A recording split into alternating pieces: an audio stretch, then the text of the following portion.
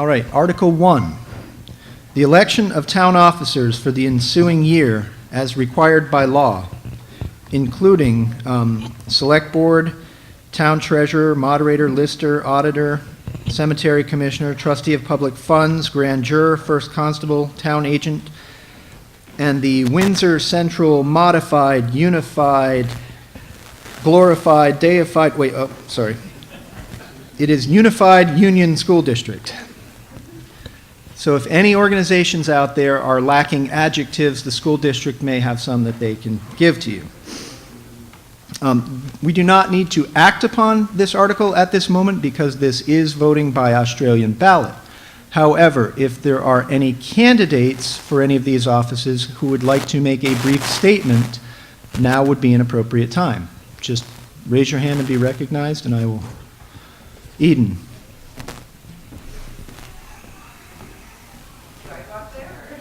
Jacob's bringing a microphone to you. If you want to just stand and introduce yourself. Morning. My name is Eden Marceau Piccone, and I am running for the Select Board 3-year term. I grew up in this town, and I brought my family back 5 years ago with my husband and 5 children, and I'm really thankful to be able to raise our children in this community where we're so tied to one another. But I also feel that things have really changed. The dynamic of our community, we've lost families, and we need to pull families back to this town to rebuild the economy, make sure that there's support for our businesses and for the people who want to start new businesses. And we need to be fiscally responsible with all the things that our town needs to address with the towns and the emergency services buildings. And our schools, we need to support our schools, and we need to work together to make sure that this is a town that is economically viable and an education destination to draw families back to rebuild our town. And by running for school board, or select board, I feel I bring a perspective that understands how hard it is to raise a family in this town. And if we want to draw our children back here once again, it needs to be a place where we can afford to live.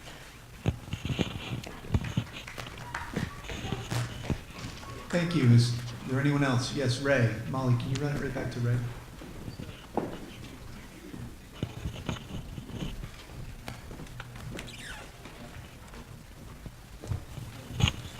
Hi, my name is Ray Bourgeois. I'm running for the Select Board, the 2-year term.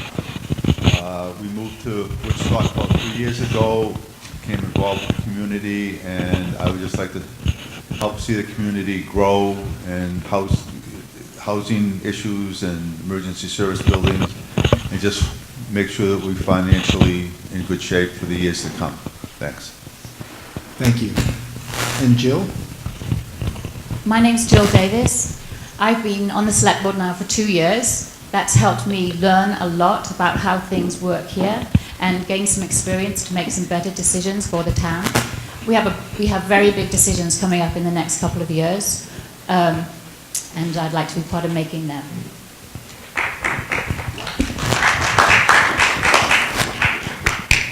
John, did you want to say something, John? Or no?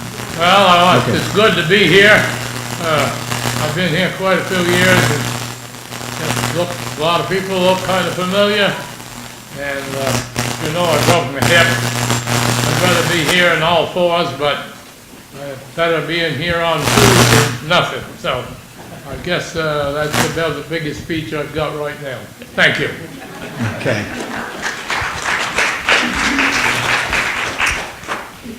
Are there any other candidates for offices? Any school board candidates or anything?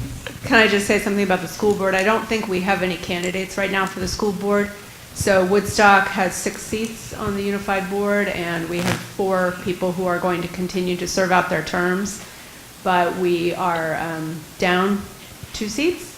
No one has volunteered, and I believe it's going to be up to the select board to make appointments. So if you have any interest in that position, I'm sure we'll be advertising for it and interviewing candidates. But it's It's obviously critical for our community. So I really encourage anyone to think about it. You don't have to be a parent. You need only be a resident. So please consider it. And I believe, Charlie, is the threshold 35 votes for a write-in candidate? 30.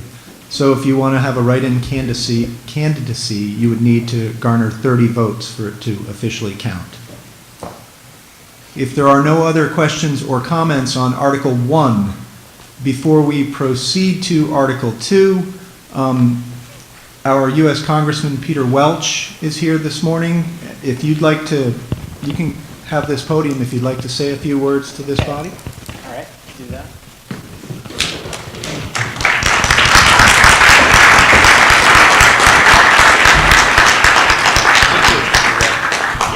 I know you have a busy meeting and I don't want to take a lot of your time, but I wanted to stop in, aside from the fact that I'd been a neighbor up the hill for so many years. You know, it was very interesting to me to just hear the reasons that the candidates and members of the select board want to serve. We have an incredible challenge in this country, and it's in rural America. And I'm seeing that all over. This challenge of having thriving businesses in the downtown communities, of supporting our schools, which are essential for the revitalization of our communities. This is something that's a challenge in rural Vermont, but it's a challenge in rural America, all over. And what is so important, you see it with the discussion in Washington about broadband, we have to make a decision about rural America and whether we're going to do today what our country did in the 30s. You remember that there was a question as to whether we should electrify rural America. There was no economic case to do it. You know, if you were an investor, you wanted to be in the big urban areas and put your money there. But there was a social policy reason to do it, and that was because we believed that what rural America, small towns like Woodstock, really contributed to the character, to the strength of our country and our communities. So one of the places, you know, there's a lot of division in Washington. You said, you noticed. No, but Matt was talking early about how we can disagree without being disagreeable. And that is so essential, because if we're going to have a democratic society that functions, and our small towns, our big cities, and across the country with all the divisions that we have among ourselves, and those are fair and square debates. How much do we tax? How much do we spend? Where do we put our priorities? There has to be that kind of social trust that comes when, even though you disagree, you understand that the person that you're trying to persuade or who's trying to persuade you fundamentally has the same goal you do, and that is to make a better Woodstock. And it's tough in DC the way things are going now. I mean, just think about last week. On the one hand, you had those hearings in the Intelligence Committee and the Oversight Committee with Mr. Cohen. On the other hand, we were voting on the floor on something that I think is important, gun safety. And we were voting on the floor on something important, on this question of whether the executive can reallocate funds for a purpose that he designates, despite what in effect the Congress or the Select Board appropriated. Those are big and important debates. But what I've seen is that what's more important than anything else is that we start restoring this kind of trust where there's a mutuality of respect, even if you disagree. So I am, so proud of our Vermont town meeting tradition, and really proud of the fact that we've got citizens who are willing to serve on the select board, who are willing to serve on the school board, and it's tough to get, in some cases, people to do a thankless job. But you know what? It's a really important job. And one thing I say is that when people look at me and they say, Peter, the people are just dismayed a lot about what's going on there. But don't be discouraged, because what you do in your own town, in your own community, that's what's going to get us through what I think are tough times down in Washington. So I really appreciate you allowing me a few moments to be with you, and I wish you good luck in the rest of your meeting. And Matt, thank you very much. The Select Board, thank you all very much for your service. We could use your leadership down in Washington. You get things done. Thank you. Thank you.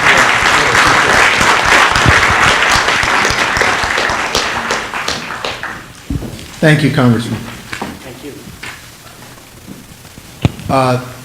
And before we proceed to Article 2, there's one other thing I'd like to point out. I'd like to recognize, if you look inside the front cover of your town report, you'll see that it is dedicated to our staff accountant, Anna Pitts. I've known Anna for a long time. I didn't know her official title. But Anna is here. Anna, if you just stand up so that you can give your farewell wave. And thank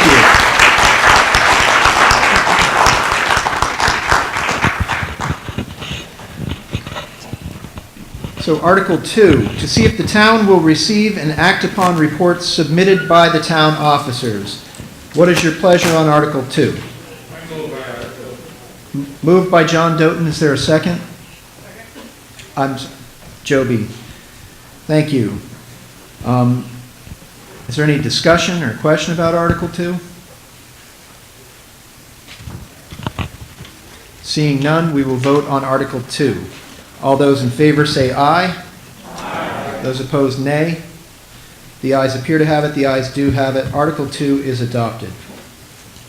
Article 3, to see if the town will vote to collect the town general, highway, school taxes, and state education taxes on real property and all other taxes levied through the treasurer under the provisions of Title 32, Vermont Statutes Annotated, Chapter 133, and fix the dates of payment as November 1st, 2019 and May 1st, 2020.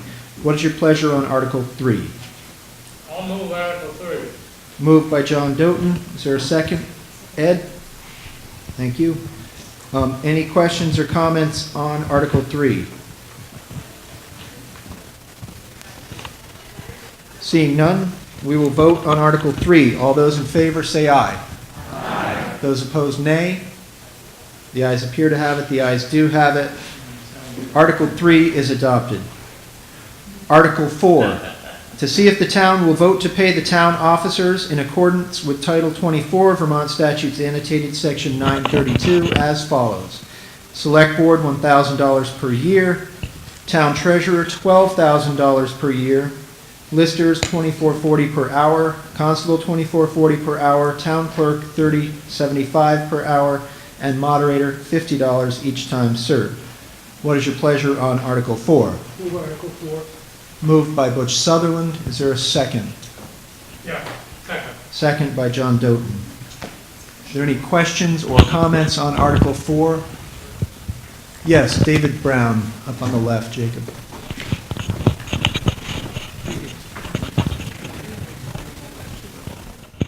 David Brown, I move to amend Article 4 to set the moderator's fee to $100. Is there a second for that? Chris Miller had his hand up. Any questions or comments on the amendment? Yes. Jeff? Yeah, and I'd appreciate if you bought a new bow tie with the extra money.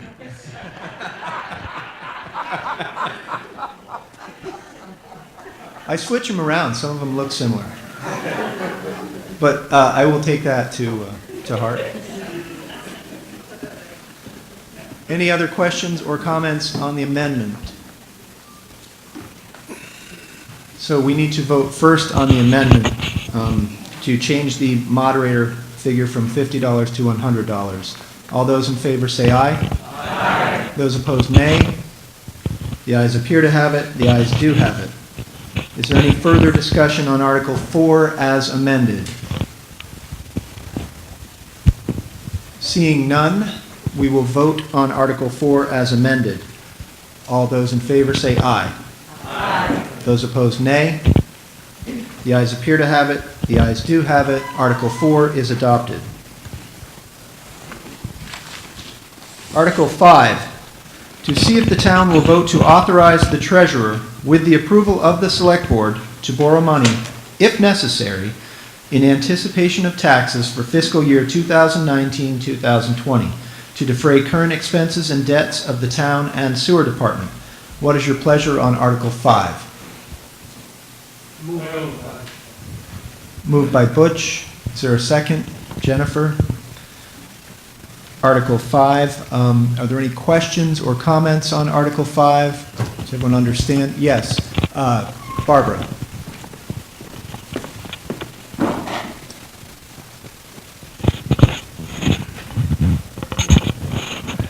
Barbara Simmons, just wondered how often we have to do that. I'm still feeling relatively new in town. Is this a rather common thing do we borrow money very often to take care of these things?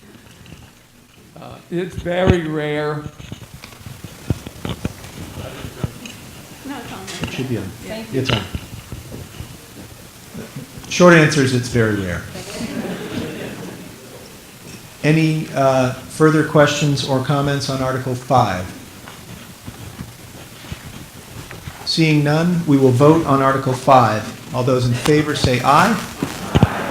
Those opposed, nay. The ayes appear to have it. The ayes do have it. Article 5 is adopted.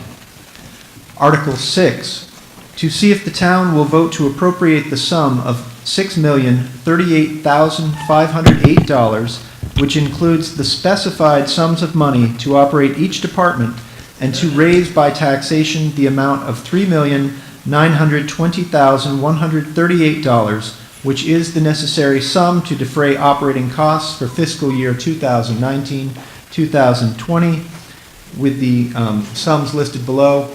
What is your pleasure on Article 6? Yes, Sally Miller?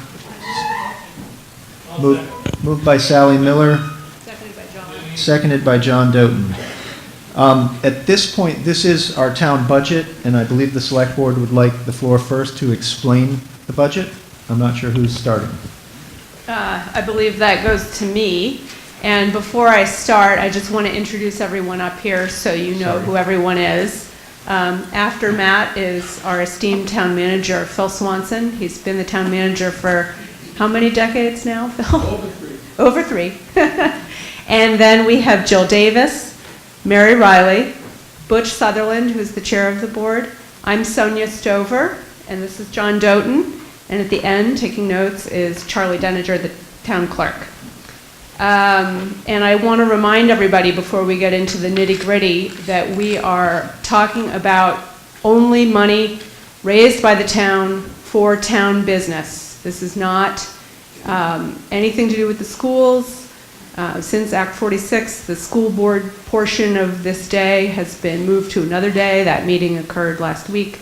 So none of this has anything to do with the schools. The schools are approximately 80% of your tax bill if you pay the full ride. Town is about 20% of your tax bill. So we're just talking about town today. And I have the pleasure of kicking off the discussion on page 24 of the town report. And what I'm going to do is just highlight the places where the amounts have changed significantly from last year to this year, just to explain some of the thinking behind that. And then when I'm done, you guys can ask questions about anything that I've missed, or we can do it as we go, just depending on your pleasure. But my monologues shouldn't preclude anybody from asking any questions. So starting with culture and recreation on page 24, the biggest change this year you'll see is in the rec center budget. That's on line 9. It went down by more than $60,000. I don't want anybody to get the idea that we don't support our rec center. We absolutely do. That figure was a holdover from Act 60. It was a workaround to funnel money to the school without sending it to Montpelier first and having it redistributed all over the state. The reason we no longer need to do that is that Act 46 has consolidated the budgets within the Unified School District, and there's no way that that money can be earmarked only for Woodstock children. And so we feel that it's not appropriate to be in the town budget anymore. And so we are truly separating the town budget from the school budget. We did this last year as well, as you can see on line 11. We eliminated a payment that we had been making to the elementary school, nominally as a rental, but that was another workaround to try to funnel money directly to our elementary school.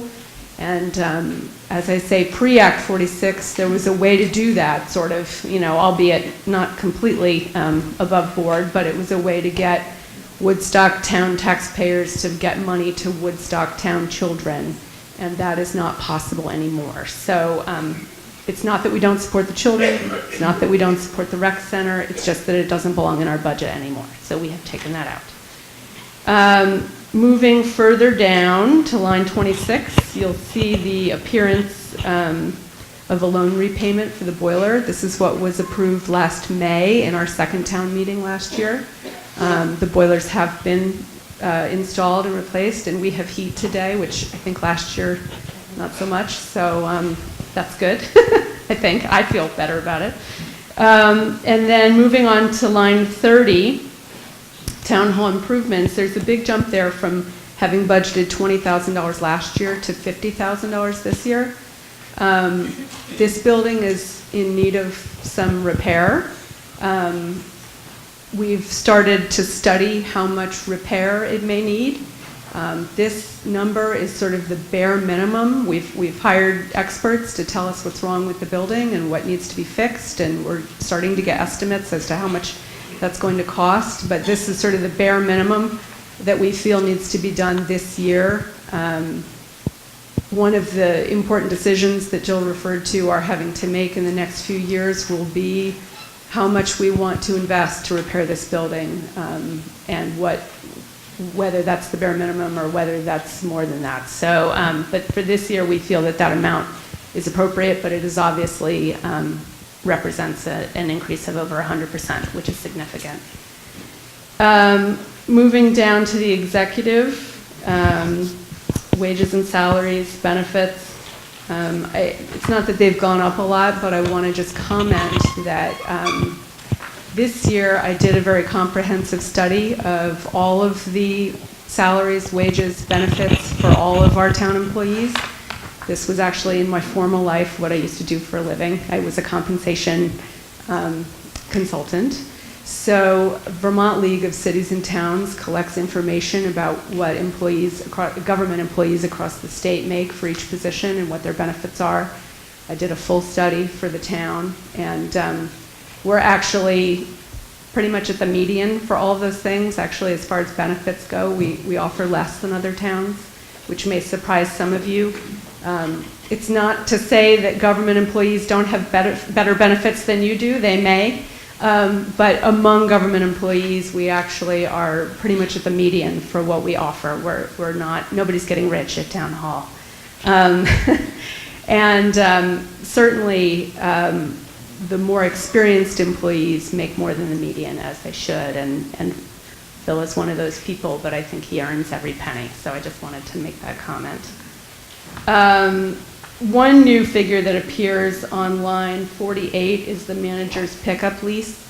That is actually not new. You see that it disappears from line 14 on the following page, page 25. So that's just a move for accounting purposes. Continuing on page 25, the next amount that might jump out at you as being significantly different is on line 26 under the treasurer. It goes from $16,000 a year budgeted last year to $12,000 a year. How is that, you say? Candace has kindly offered to take a pay cut. I want to point that out because it is so rare and really laudable. And she's personally offering to save us money, which I think is extraordinary, and I want to thank her for that. She probably is mad at me for pointing that out, but I'm sorry, I just had to do that. And then lines 33 and 34 about accounting salaries and wages and paid benefits. The other story I want to tell is not so much about those specific numbers, but to let you know that this year our board and the village trustees gave our employees a 2.5% cost of living raise that was based on inflation budgets from, inflation statistics from the Bureau of Labor Statistics in the U.S. government. So it's not based on nothing. It's not based on a gut Of course, benefits went up far more than that. They went up over 10%. That's true for the school, that's true for every town, that's true across the nation. So I think a lot of the increase in this budget overall is actually attributed to those increases.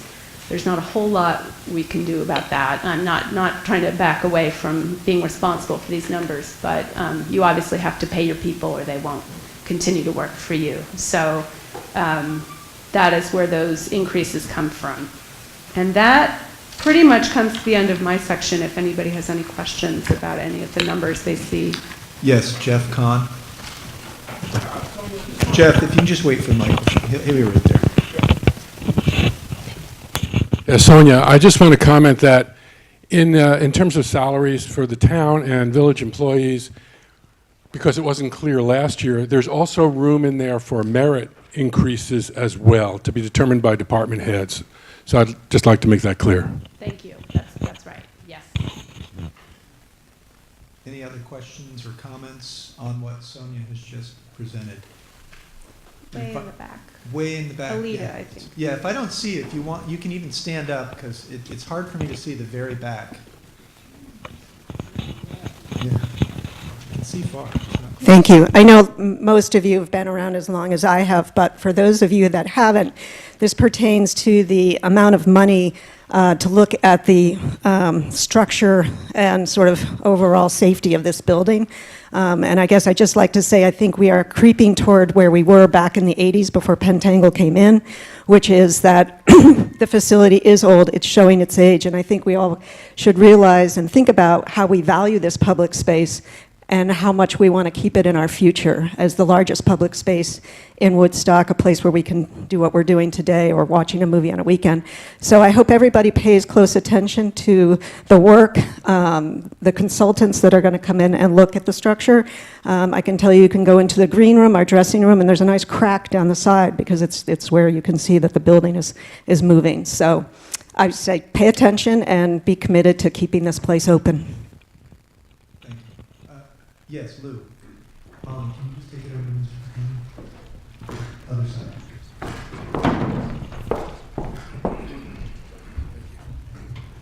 So good morning. I'm actually one of your school board members, and I do appreciate, Sonia, you making a plea for school board members. If anybody wants to spend 2 meetings a month with us, we'd love to have you. We have 2 open positions that we haven't been able to fill. But on the budget item relative to the town hall, I mean, the investments that we have to make in some of these older structures, whether it's the emergency services, the town hall, or the schools, I mean, all of these things are really at end of life, relative to the usability. And we're probably going to have to just make some hard decisions and invest back in these things to support our community. So I would encourage everybody to basically support this, but to know that there's going to be some other things that we need to do as well. Thank you. Thanks. And I want to speak to the town hall work. Mary and I are leading a project that has been looking at what we need to do to the town hall. We're at a bit of an impasse right now because we have to wait for a structural engineer's report. The back of the theatre may be built on soil that is moving or sand that is moving. So until we get the report at the end of April, we really don't know how much money we need to spend on this building, but we will very soon. Are there other questions or comments on this section? Yes, Roy.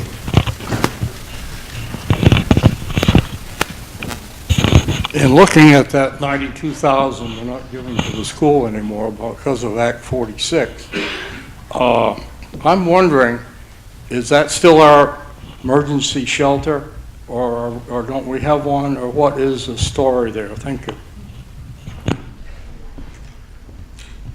We're negotiating with the new mega school district, Roy. So the answer is, we would like that to be the case. But we do not have an agreement in the contract. Yes, I'm sorry, I didn't see who said that. Oh, Paige. My name is Paige Hiller, and I've been the school board chair for the last 13 years.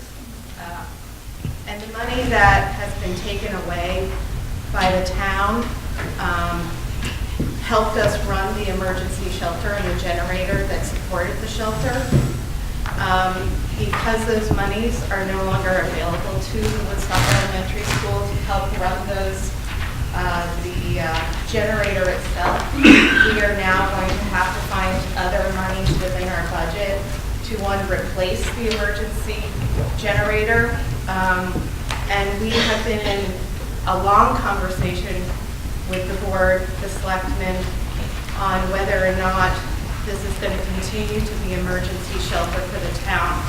And it has gone back and forth, to be quite honest, of yes and no, because the American Red Cross stated clearly that it was no longer the emergency shelter, that the White River Junction or Heartland was going to be that emergency shelter, from what Sonia and I have had as a conversation. So this is a big question on whether or not Woodstock taxpayers would like to continue using the elementary school, because we are going to have to find the monies to replace that generator, which no longer has the parts available to be replacing the parts that are starting to break down. And the decision needing to be made is it a generator just to run the school so that we have water and heat and electricity for our children? Or is it a bigger generator to run in an emergency situation? Thank you. Phil, did you have a comment? Just a follow-up. American Red Cross will not run a shelter in Woodstock and in Hartford. They go to Hartford and they say no to Woodstock. So it's kind of an arguable point, the value of having a shelter of that size. Any other questions or comments on the section that Sonia has presented? Yes, Ed. Jacob, is that on?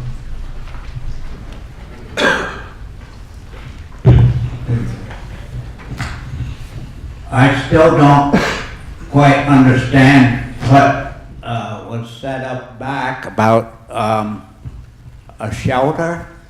The elementary school has served as our emergency shelter in the past.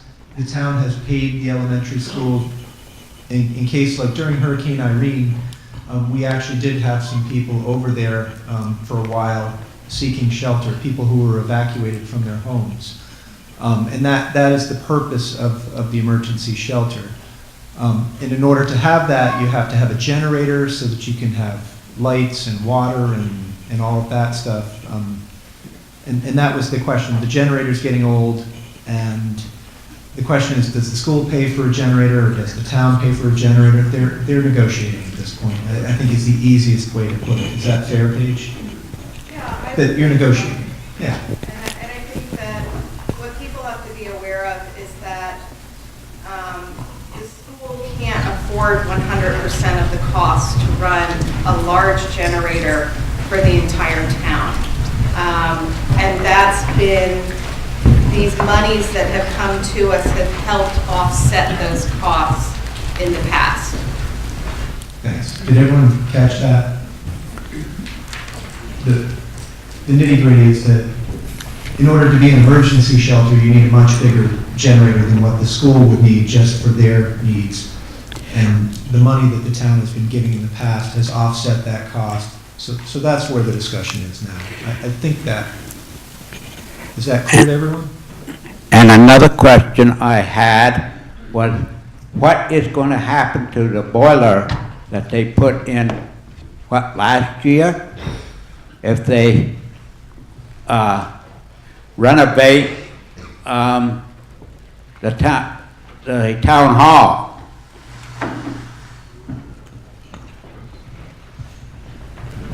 The boilers were installed to have a long life, and any renovations and rejuvenations that we do in the town hall will work with that money.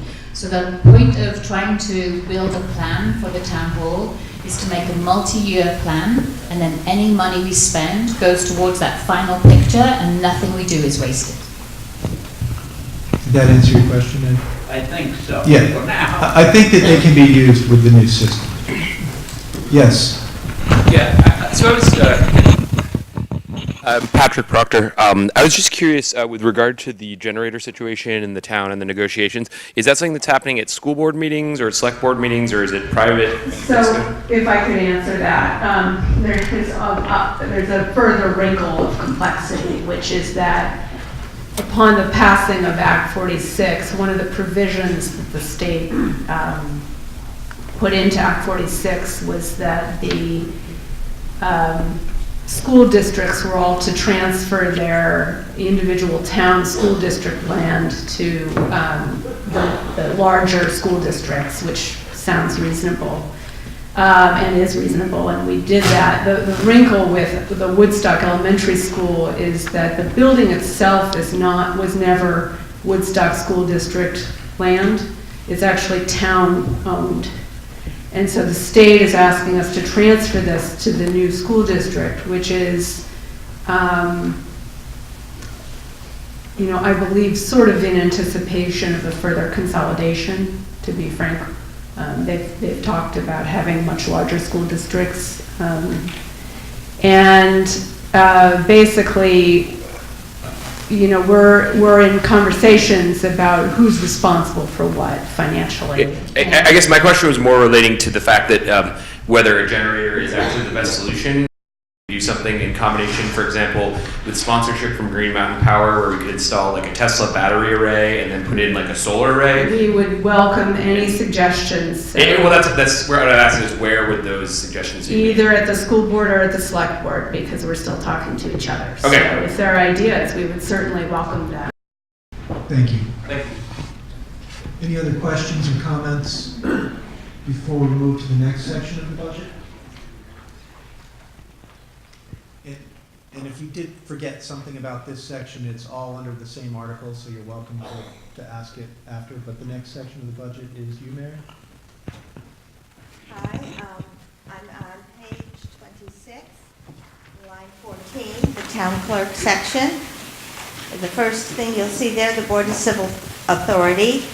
That's the board that runs the elections, and the first item there is printing supplies. That's because in the coming fiscal year, there will be no major elections except for town meeting next year. So there will be significantly less printing needed, and other supplies for the vote tabulator and BCA wages are all lower. However, the Board of Civil Authority will have to meet in the summer for any tax abatements that come our way, or for those appeals that might be presented for assessments.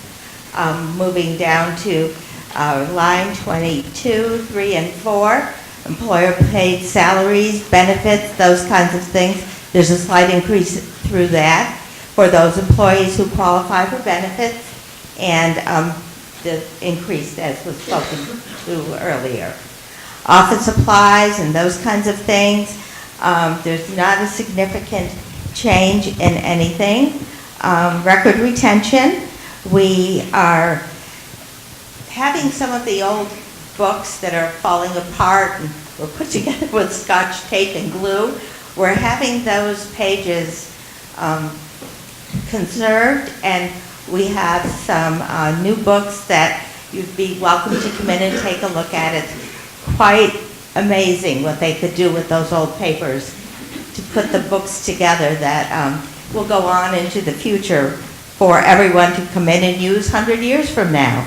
At this point, the state of Vermont requires that all records are kept in a vault with paper information. It's not all just recording or digital.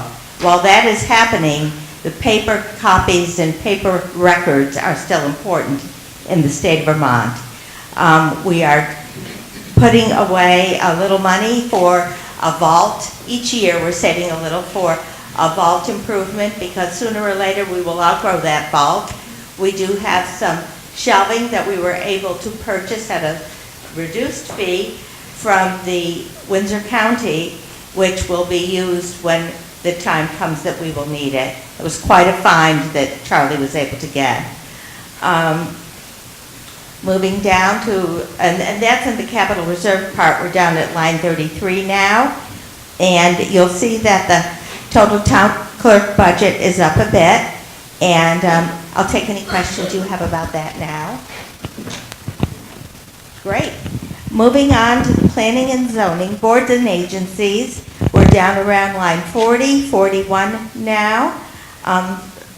Slight increase in salaries and wages, and of course the employer paid benefits, which so many of those we have no control over, and Sonia spoke to that a little earlier.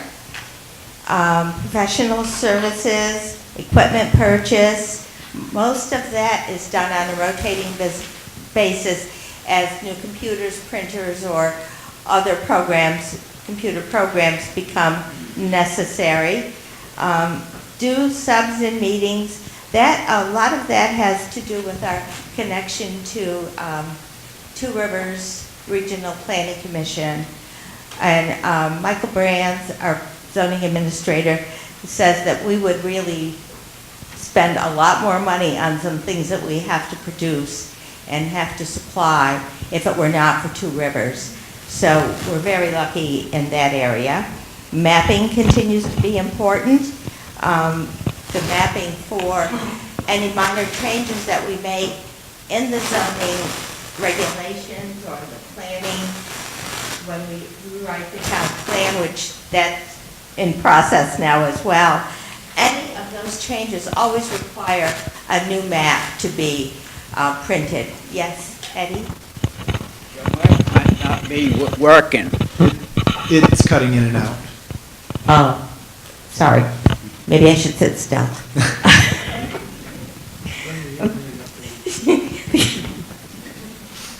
The Conservation Commission is a very important part of our town. Everyone wants to maintain the integrity and the historic needs of this town. The Conservation Commission remains a very viable part of that. So that brings us down to the end of the planning and zoning budget, which I'd like to remind you, planning and zoning is still a share between the town and the village. Thank you. Any questions or comments on what Mary has just presented, the part of the budget?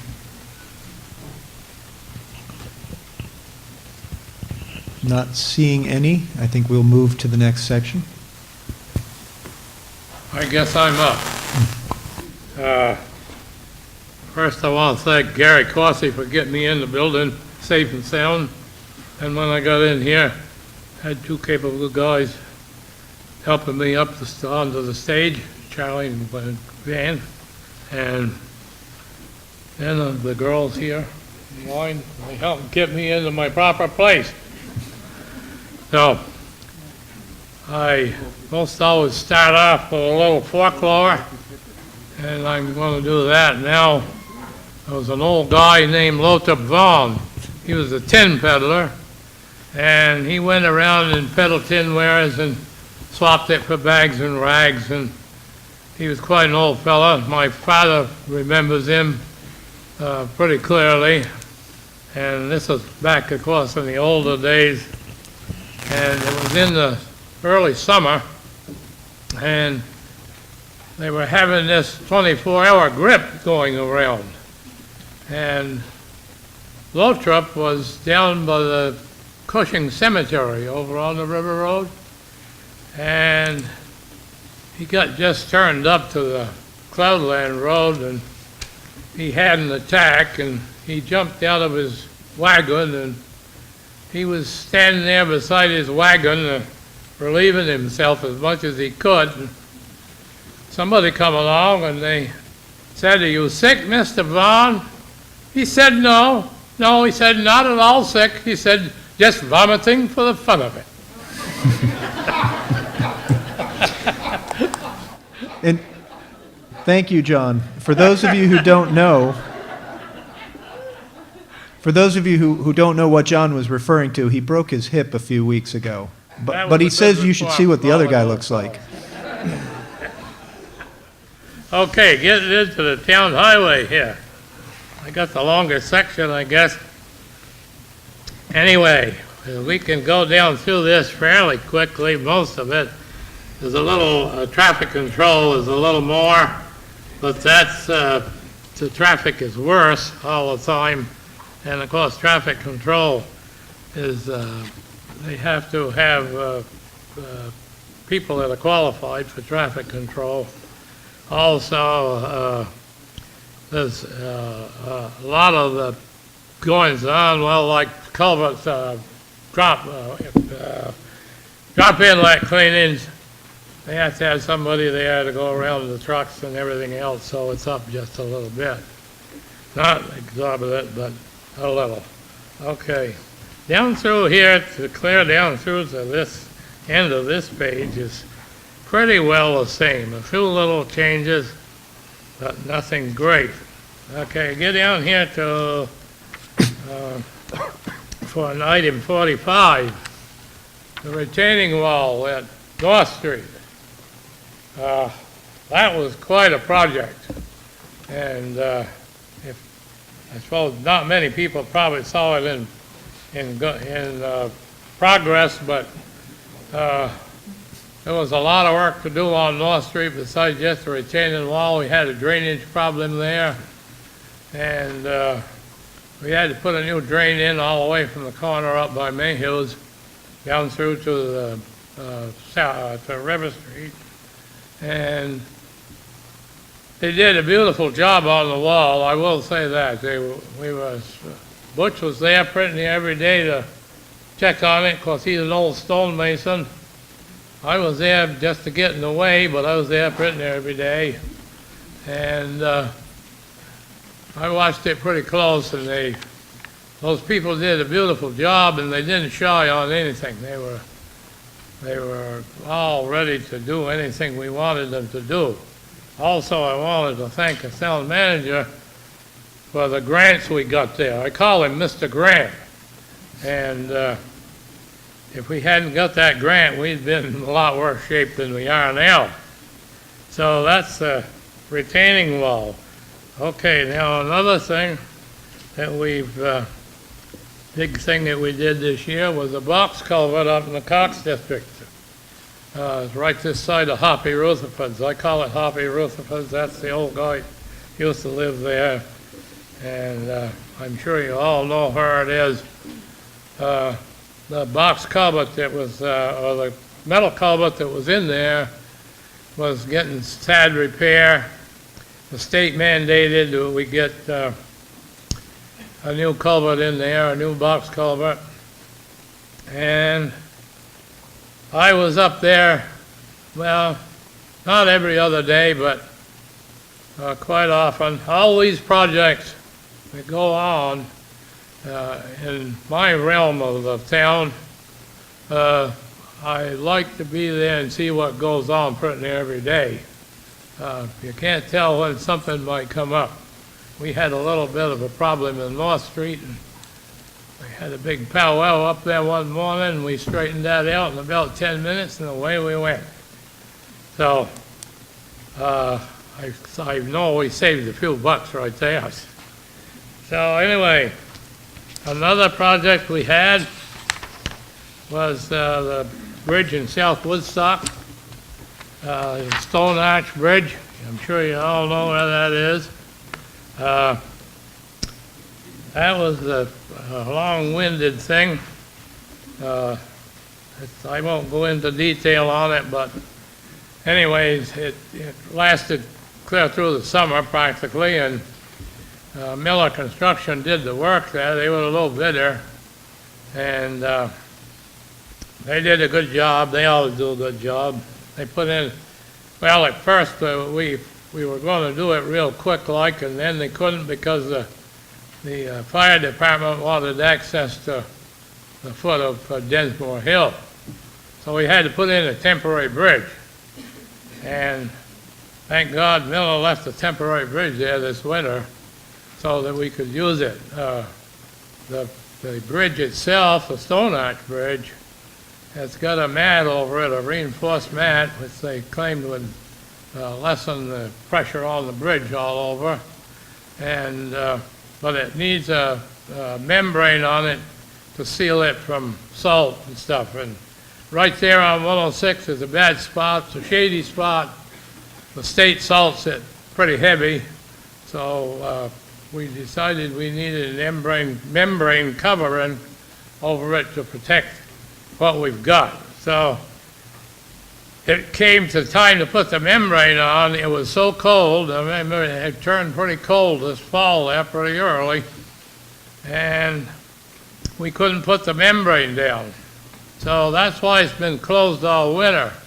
As soon as the weather turns so we can get the membrane down, we're going to pave over the bridge onto the flat, and we'll have that completed.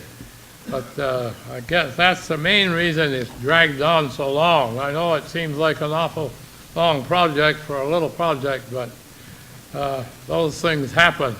I was out there, well, like I say, pretty every other day to check on them, and the guys were great there. They did what we wanted them to do and went out of their way to do it. So I guess that covers that pretty well. I guess getting on to page 28, get down to bridges and culverts, storm drains. That's up a little bit. We've got to buy some more culverts for replacement of culverts according to the state. They've got to be a certain size, and we have a lot of them which are undersized. And I've watched this pretty close, and I'm going to watch it pretty close this year if I'm there. And I guess the highway equipment is about self-explanatory. We keep the highway equipment in the duration of a warranty. And some people think we're trading a little often, and I'll do a little explaining on that. One unit, say the grader, for instance. If a transmission went out of that grader, you'd be spending, by the time you got it all done, you'd be spending damn near half the price of the grader to get the transmission fixed. And if we have them all under warranty, we don't have to worry about that. And I'll say one thing I want to say about Nortrax in Springfield. They've been very good to us, and if a machine's on warranty, they jump right up there to fix it, because they don't want any incurred expense on the machine. So it's worked out very well, and all of our bigger units like the backhoe, the loader, and the grader are all under that same system. And like I say, it is better to know what you're going to spend than to not know what you're going to spend. And the things are so complicated today that, it's not just like changing a transmission for $500. You don't do that anymore. And with all the electronics and all that, things add up very fast. So that's why we keep those machines under warranty, and we try to trade to keep them just under warranty and try not to have them run over. So that explains why we do trade quite often. I know some people think it's a little too often, but I don't know. I still think it saves us a lot of money. Okay, and the total highway equipment here is 203 and 181. We have to get the grader is coming up for a trade. That's doing pretty well, and we haven't added too much onto the highway equipment, just the small tools and stuff. So anyway, we have to get a roller to do the patching in the village. This old hand-built roller or hand-pushed roller, not heavy enough to do it. And we rented a little roller, but my mind is we should get a little bit larger one. Not one that's so big that we can't move it, but one that we can move We have a trailer that is pretty rugged that we haul Jersey barriers on. And with the ramps on the back of it, we could have it so we could use it to move that roller with, and they can move it with a ton truck. And, or with the dump truck if they had to, because they have hooks on the back of the trucks. So I'm kind of in favor of having a bigger one, but we'll have to see what happens on that. Okay, street lights, they're the same. Down here on total parks, we've got that down a little bit. I mean up a little bit. The rubbish removal is quite costly, and we've got the parks in pretty good shape on account of that. Okay, getting over to page 29. The Public Works building. We've had to do some work on the Public Works building, some repairs to the older building that are up there, and a few repairs to the newer building up there, which has served us very well, but there's always a little maintenance that goes along with it. So we've had to do a little of that, and that is up. You'll see it's 120, down a little, it's 128, and it's down to 124. We did more expensive work last year on it. The salt shed, we continually have to do a little repair on that, but we rebuilt that salt shed like iron, and it's been very successful. We couldn't build it any larger because the footprint of it is too near the brook, so we had to build it the same size, but we did go up a little higher, and also we've got it protected in the inside a lot more than the old one was. So I guess getting down to Capital Reserve Highway, that is, you'll see that is down just a hair. And total highway departments, so 171, 385 last year, and it's 1792, 800 this year. So there's a little increase in that. Now the maintenance of cemeteries here should, somebody else has a cemetery commission?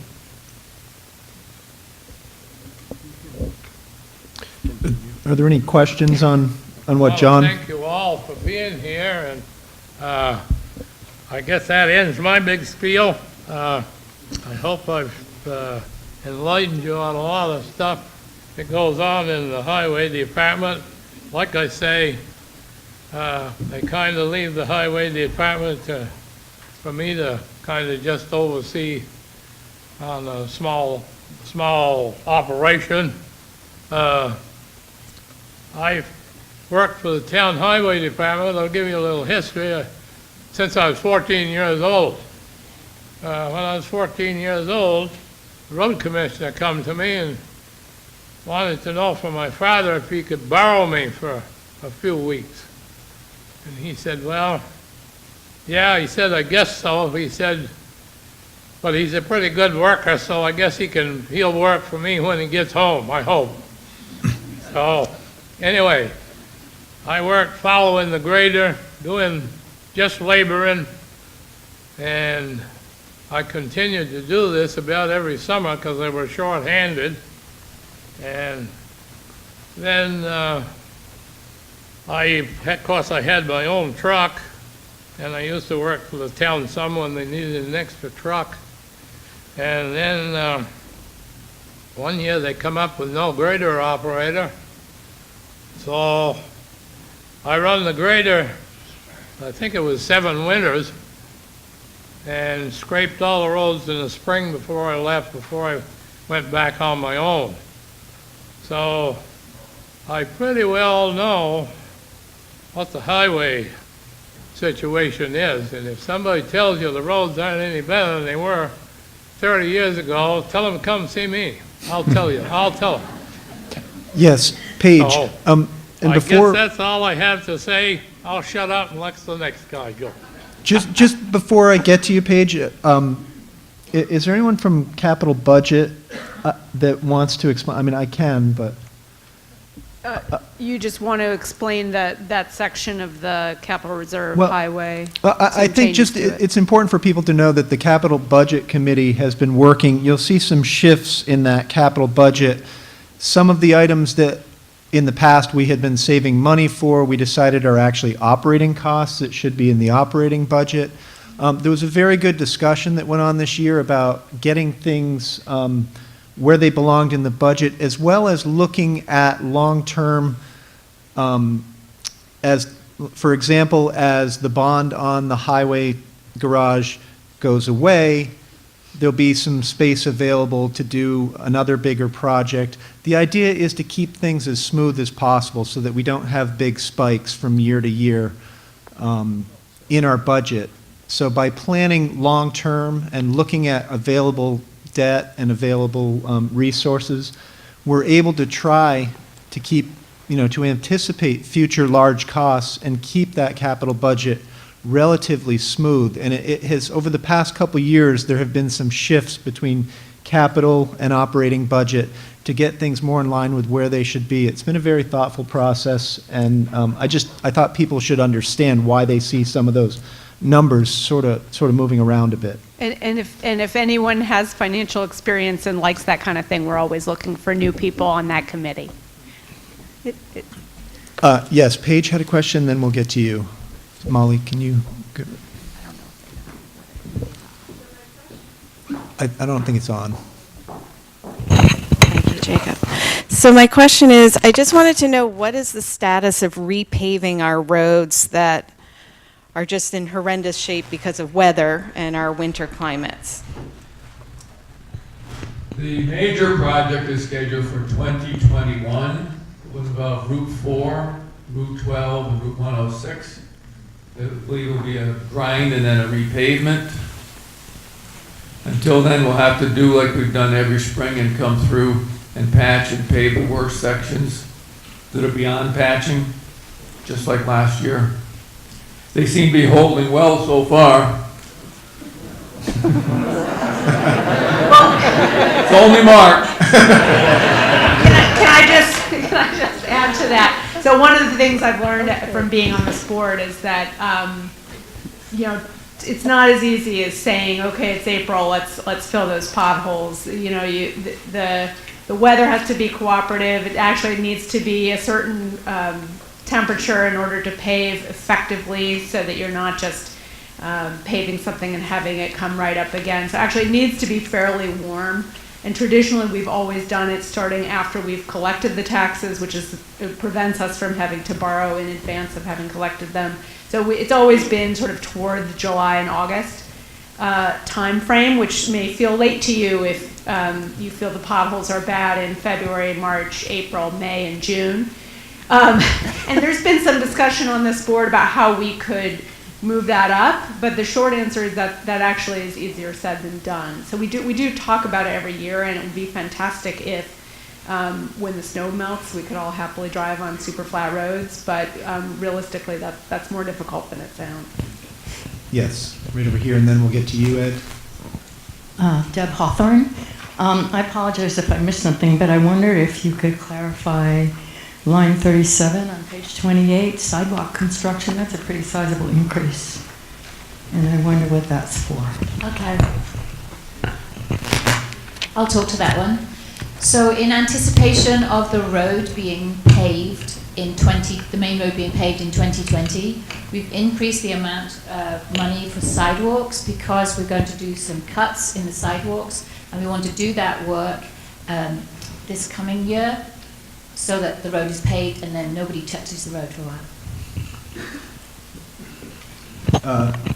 Ed, and then right over here. I can't see quite who it is.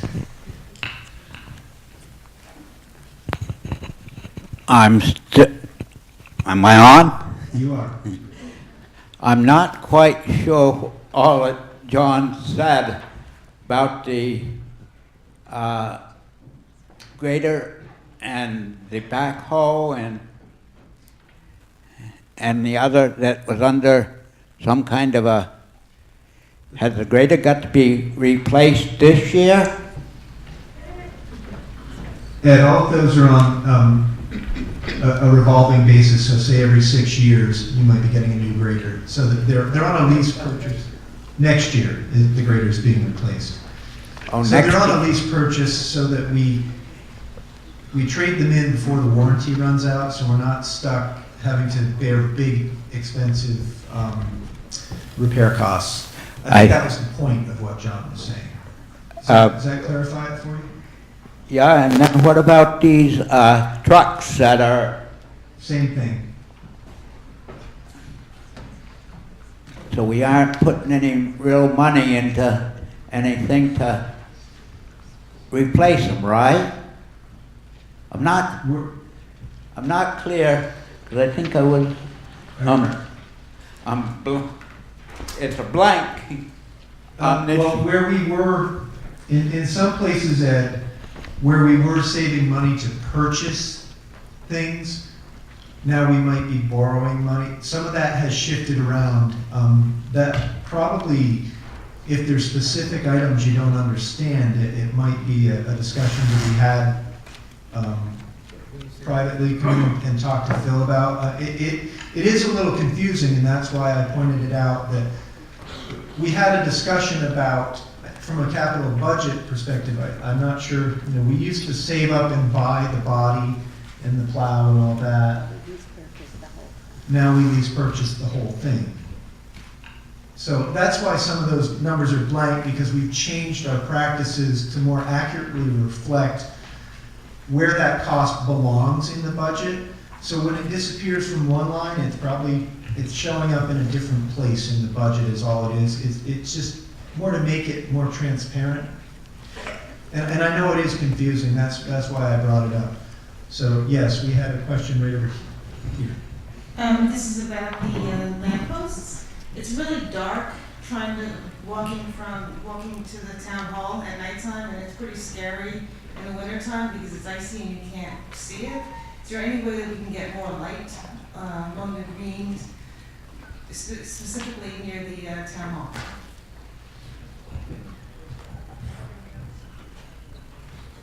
Good question, we'll take that into consideration. We'll have to look into it. I don't know the answer. I know we almost doubled the amount of lights around the green this past fall. Yes, Molly, right beside you. We'll come back to you. Yes, Jeff Carr.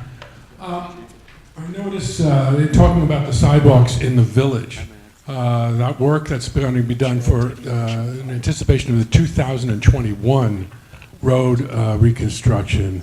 The village sidewalks are in very bad shape, and I just think it needs to be a point of discussion for the next year coming up for next year's budget, that there needs to be a fair amount of work done on our sidewalks, based on a lot of comments I've been hearing about. So thank you for thinking about that.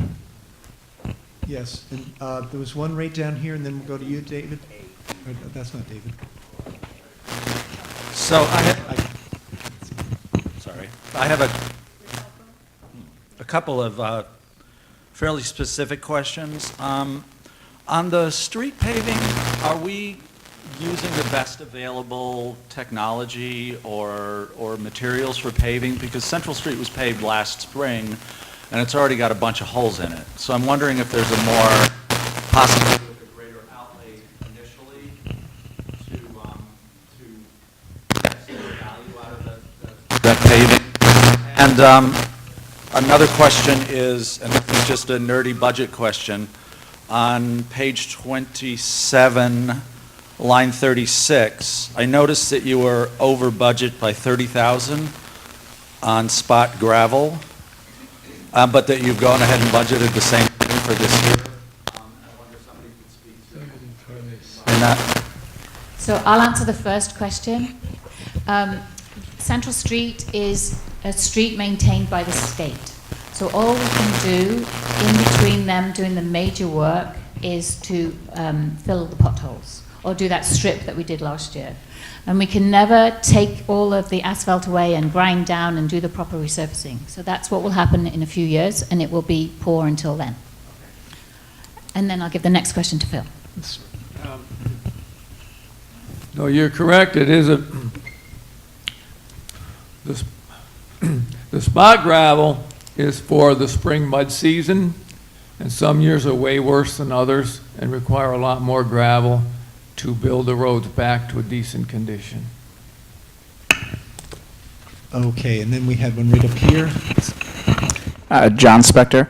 There have been a number of mentions of kind of prudent forward planning. Mary talked about putting aside some money each year for the vault, and John talked about the warranties, and Matt, you talked about making sure that things are level. I think that's really smart, and I'm glad that we're doing that.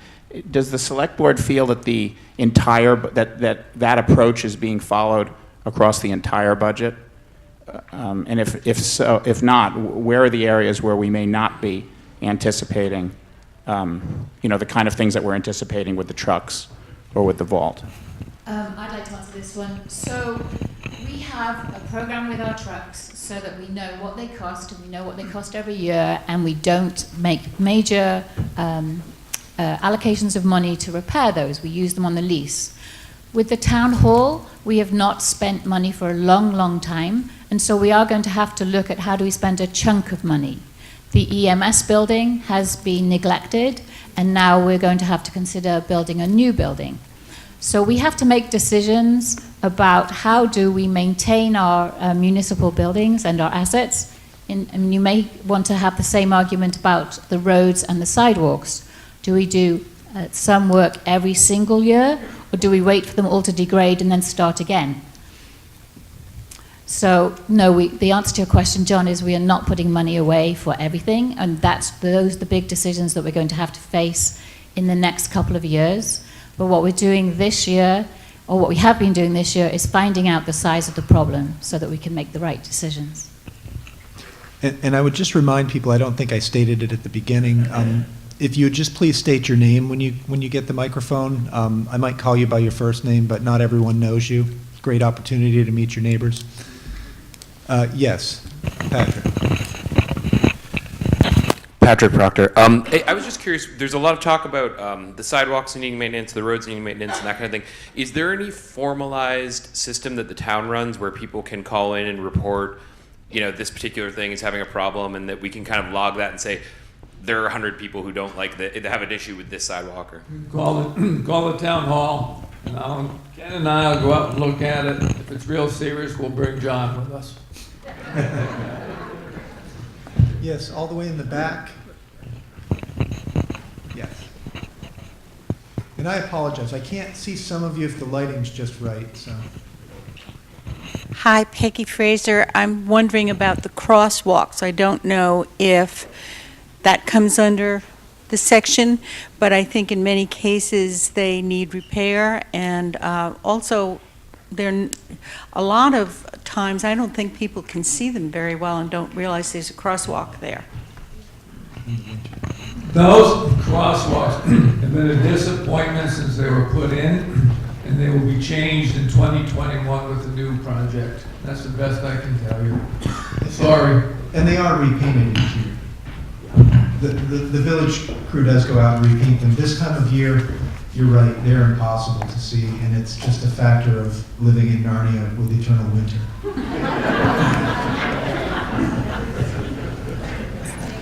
Are there any? Yes, Mary, go ahead. I just wanted to address a question. I don't remember from where it came, but someone asked if we're using different road technology, or are we advancing? And I want to say yes, that in the last few years, you might have seen the infrared trucks around. And if you make a mental note of where some of the problems were last year, they're not turning up this year. We have new holes, I'll admit that. But every year, we do what we can with the advanced technology for road repair. Technology is moving ahead everywhere, and we do take advantage of what we can. Are there other questions? Yes. It's mine, Sylvia Doughton. I just want to say the holes would be better patched if we had the heavier roller. I've heard that for years.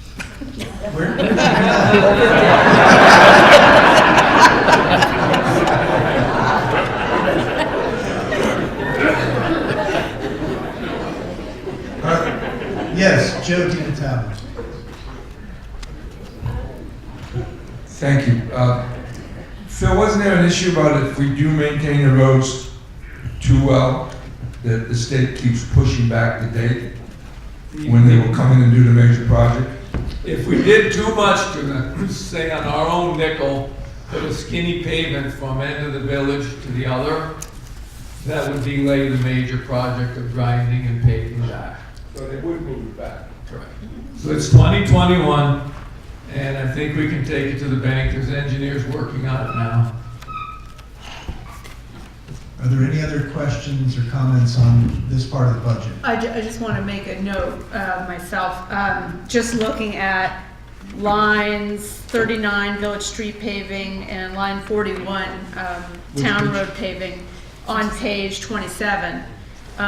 We've actually budgeted $20,000 more total than last year for paving. So we hear you, and we're trying. And if you want more, by all means, we can raise the budget more next year.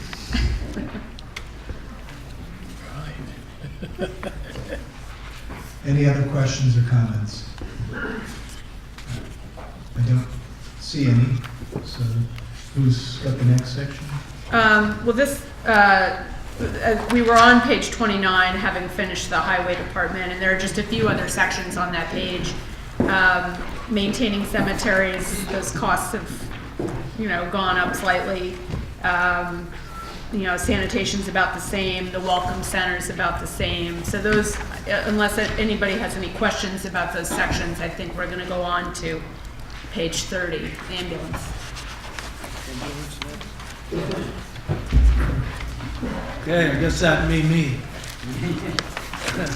I just want to say from all the comments I've heard this morning about our roads and our potholes and all the sidewalks and the comments you've made are all good.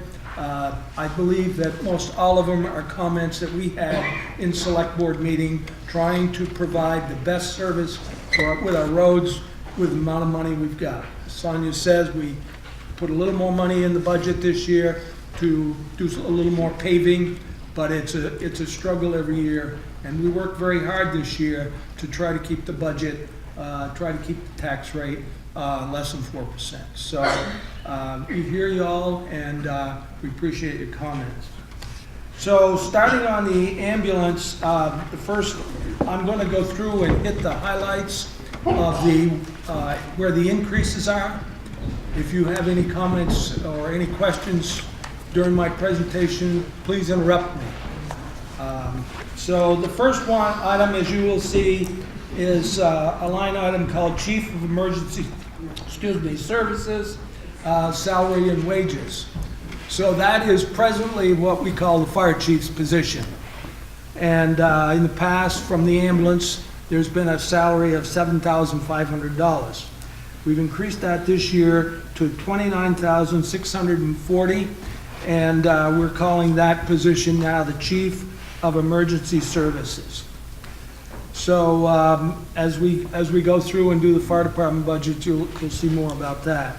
EMS responders' wages are up. They've increased to $206,300.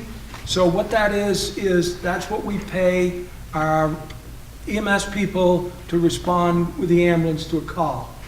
And we've upped their salaries because they were not paid enough. And David came to us, the fire chief, and said, we need to pay these people more. So that's where that increase is. So the total ambulance operation budget is up a little over $50,000. So, like I said, if you have any questions, please don't hesitate to. And in the same goes as Matt explained about the rolling over some of the ambulances, the capital budget's been rolled into operating costs. So if you follow along on the ambulance training, that's actually $100. So that's the training and the equipment needed to train. Moving on to the communications, that's the equipment that's in the ambulances and the equipment that the responders have that they carry with them, and that's down $100. Moving on to the next one, the capital reserve, the 2021 ambulance, $50,000 that's in there that's our first payment, right? Our first payment for that, for the new ambulance coming up in 2021. So that shows the increase there. The health officer is, moved into that category of emergency services, and there's some legislation actually coming down from the state, if the bill passes, that our health officer is going to have more responsibility and looking at rental housing, all kinds of issues that are going to be state mandated. So, any questions on the ambulance? Yes, I think Patrick has a question right here, and Ed will be after him. Hi, Patrick Proctor. So I actually had a question about line item number 12 under the EMS responder wages.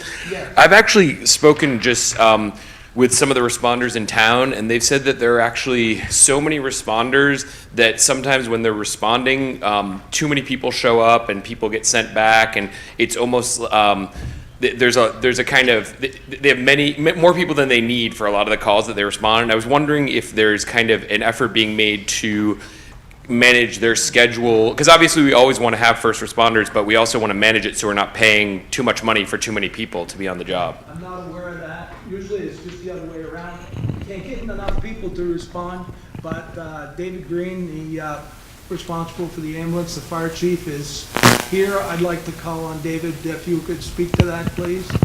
Jacob, if you take the microphone up back, straight up.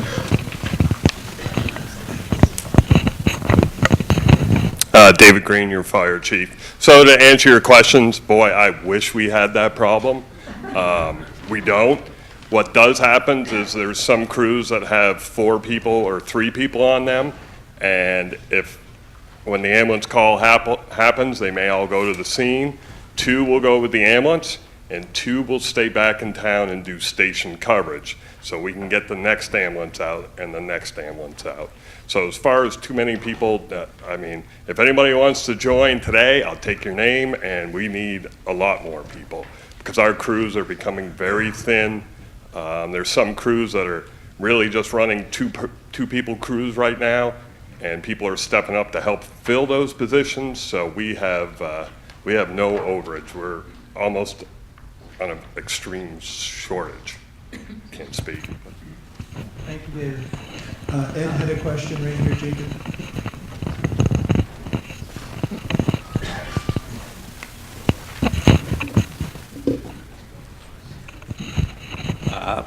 Butch, could you explain this article I saw in the Standard, this week's Standard, about the new EMS chief purpose and town budget?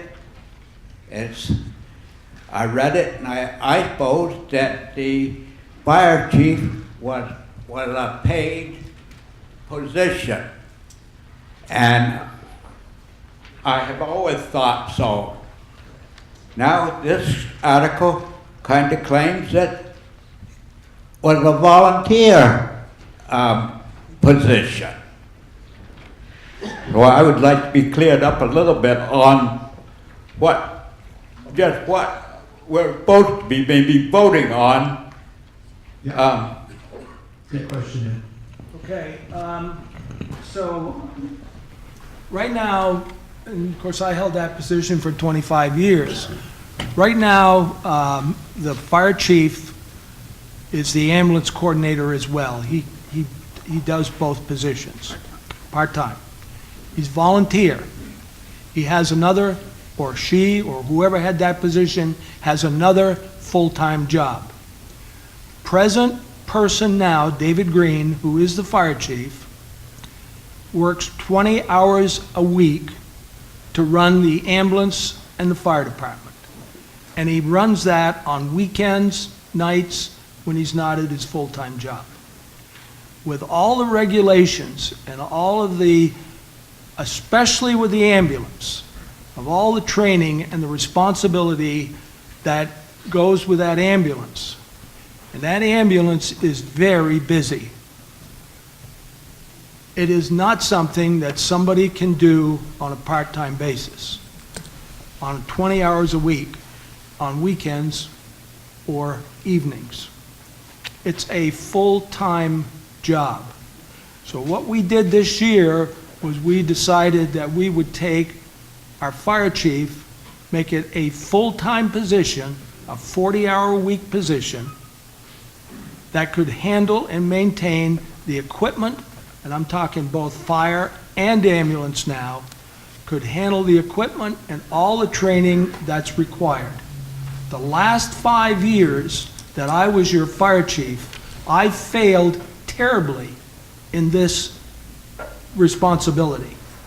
And it was discovered soon after I left, when David started coming to the budget meetings and saying, I need this and I need that, because we're not up to state regulations. And if we don't improve our breathing apparatus and other equipment, we're not up to compliance. So we decided that this year was the time to have a full-time chief of emergency services that would run the ambulance and the fire department, make sure that we are running a ship that's going to stay afloat. That ambulance is very busy.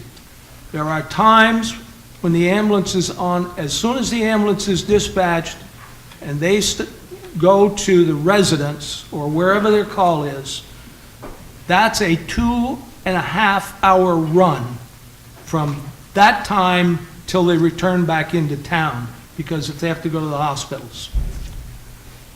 As soon as they leave the town to go to the hospital, a second crew is called.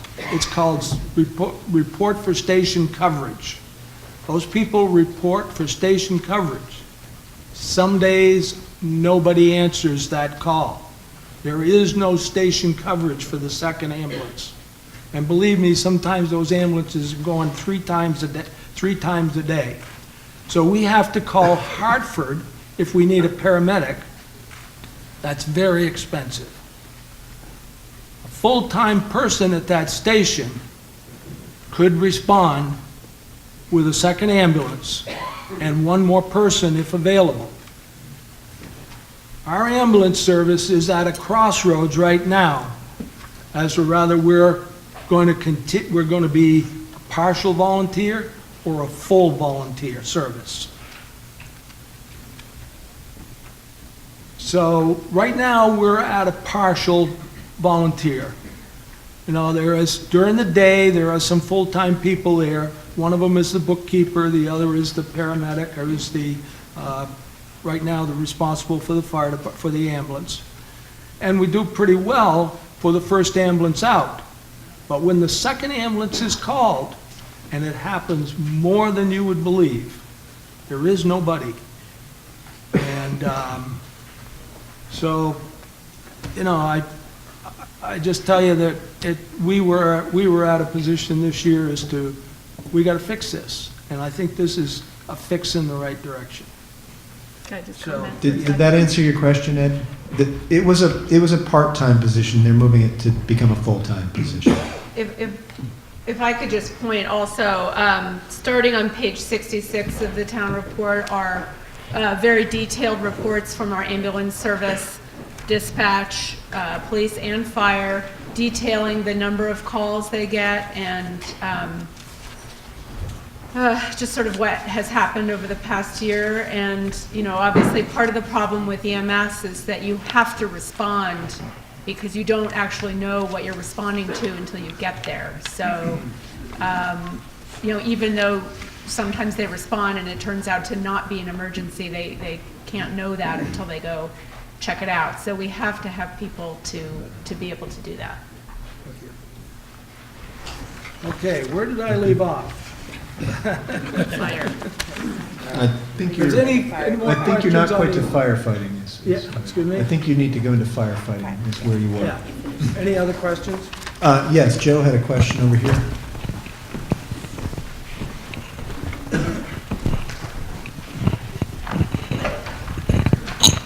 I have two questions, actually. Line 20, what are uncollectible accounts, Butch? On page 30. Oh, okay, okay, with the ambulance? Yeah.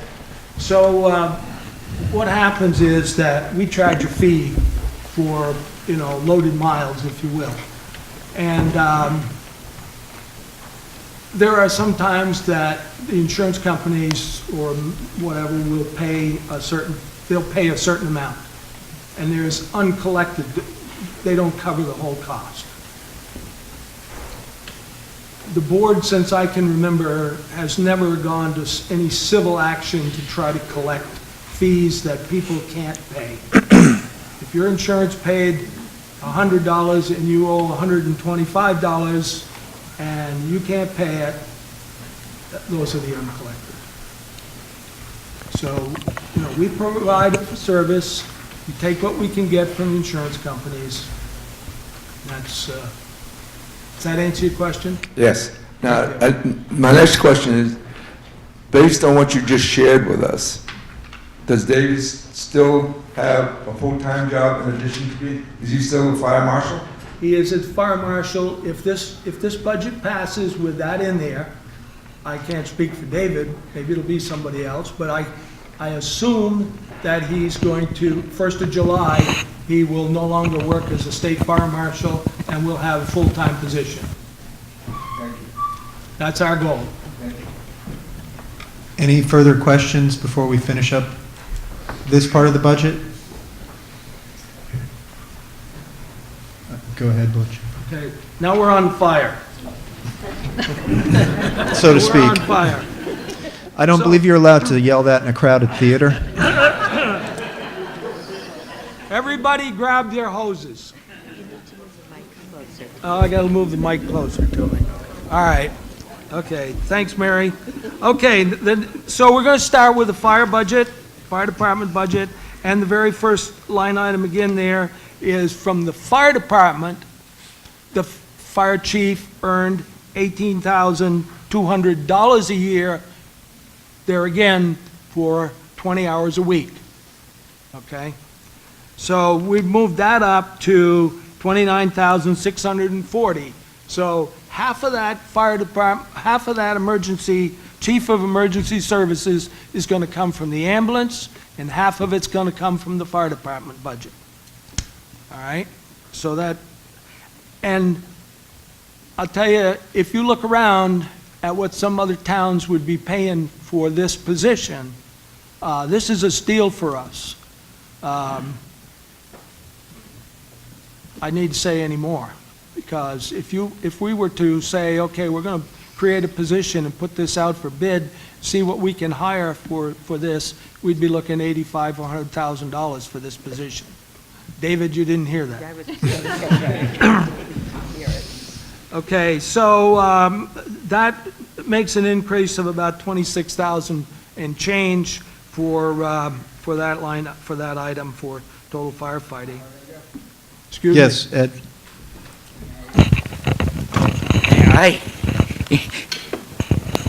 May I interrupt because I didn't understand? What would you do, Ed, if I said no? Well, I probably would walk out and you wouldn't hear any more from me for years. You may interrupt. I still don't quite understand how this division is going to uh, proceed. And I have read, as I say, I've read that article in the Standard, and I still don't quite understand. All right, I'll try to explain to Ed. We're going to create a position to run the ambulance and fire for a full-time job for $60,000 a year. And that person will work 40 hours a week and also be on call at any other time that's needed to do that job. We haven't had that in the past. We've had a volunteer that Only a that's volunteer. put in time and compensated partially. But this would be a full-time job, Yeah. so that we can have a committed fire and emergency services chief who doesn't have to balance his day job with the responsibilities of running our fire and ambulance. I will try to explain it to you later, Ed. Yeah, we can do that. If there's anybody else that doesn't understand, I'll explain it now.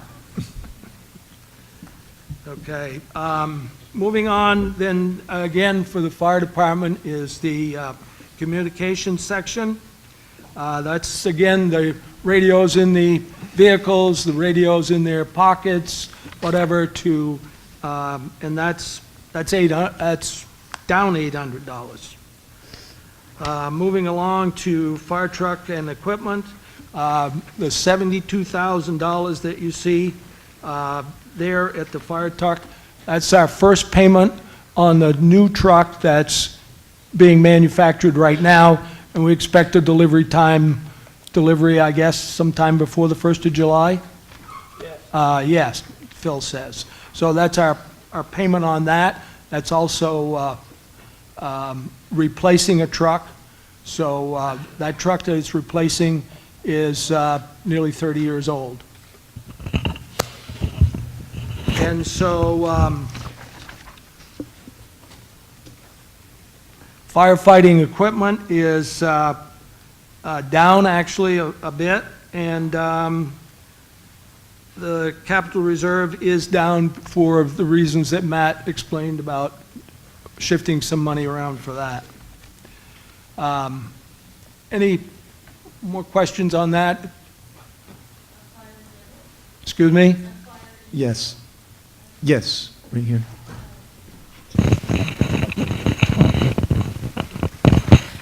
It sounds to me like heading up the fire department and emergency service is a pretty important position. And $60,000, I was just wondering, is that a living wage for Woodstock, and is consideration given to the cost of living in Woodstock? Uh-oh, I shouldn't have said that.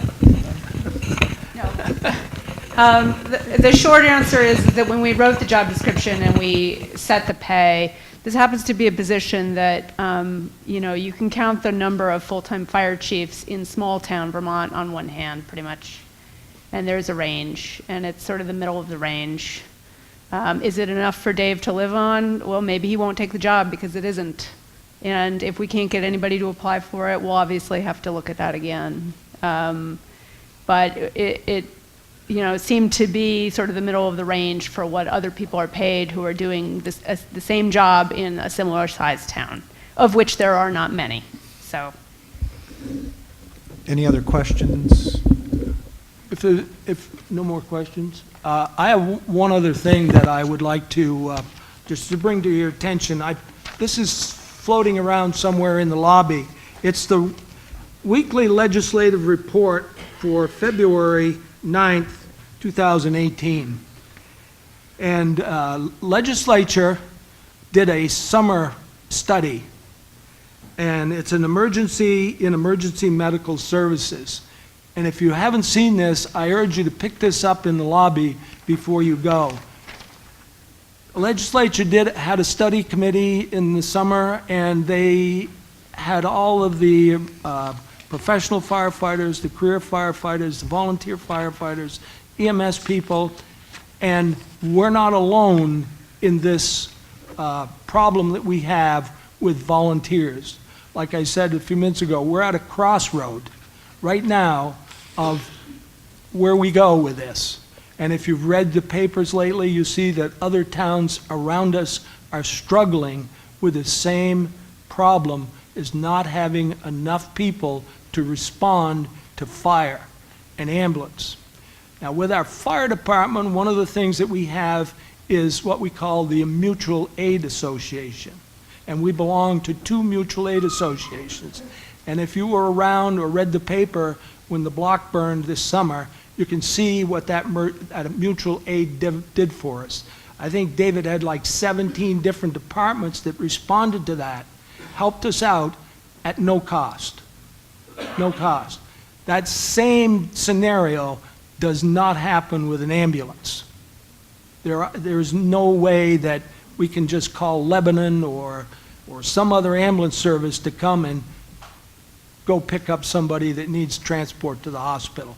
Oh, it could happen, but maybe in an automobile accident or something to that nature. So this is a very serious issue for the town of Woodstock. And we're going to have to address this seriously. This number, this budgeted number for our emergency services is going to increase. Be prepared for this over the next few years. So, and Are there any other questions? Don't see any. Was that the end of what you were presenting? that's Bush? the end. Okay. No, where am I? Well, we're not done with the budget Oh, yet. EMS and communications. All right. Never end. I got off on a track here. All right, our communications. Excuse me. Here I go. I believe we're on page 32. Here we go. Yeah. So the communications is the dispatch center down at the emergency service building, open 24/7, never closes, and you know, we try to. That's up about $17,400 to run that department, and basically the salaries are up, some equipment costs are up, but it's you know, it's the lifeline of what happens here. So total communications is up about $20,000 and $500.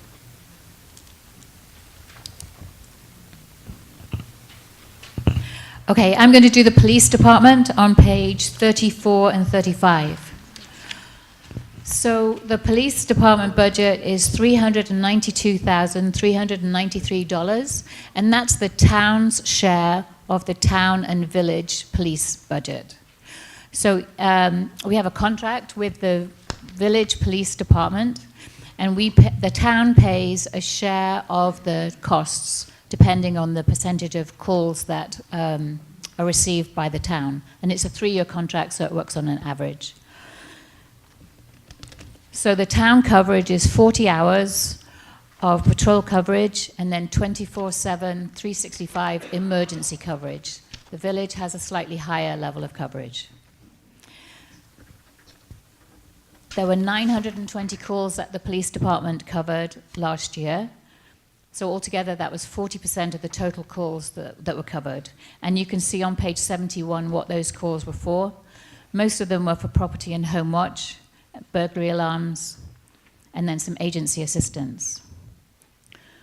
There's no real big changes in the total budget. 80% of this budget or more is people, and because there was a salary increase and employer benefits went up, the total budget went up as well by 2%. Any questions or comments on the police part of the budget?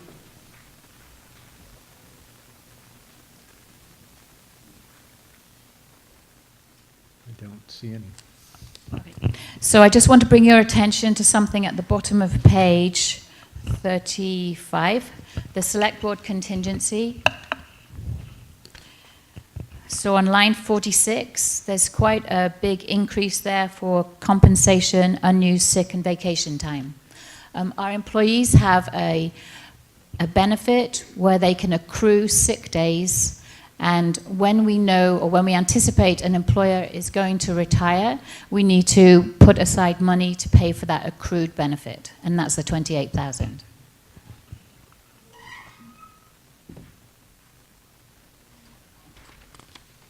Any other questions or comments?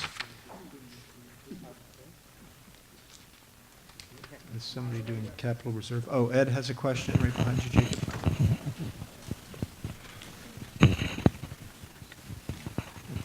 There again, I didn't quite understand this, just this last thing that you were saying about vacation, sick pay, or whatever. How come it didn't ever come up before? They didn't have anyone retiring in previous year. If somebody retires and they're owed sick time that they haven't used, you have to pay them.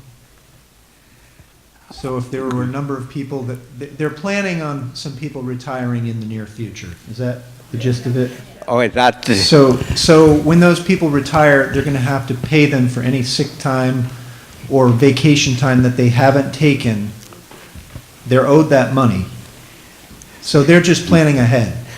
So I mean that question came up from the old Woodstock Inn days that I had my 401 and all of these things that they were.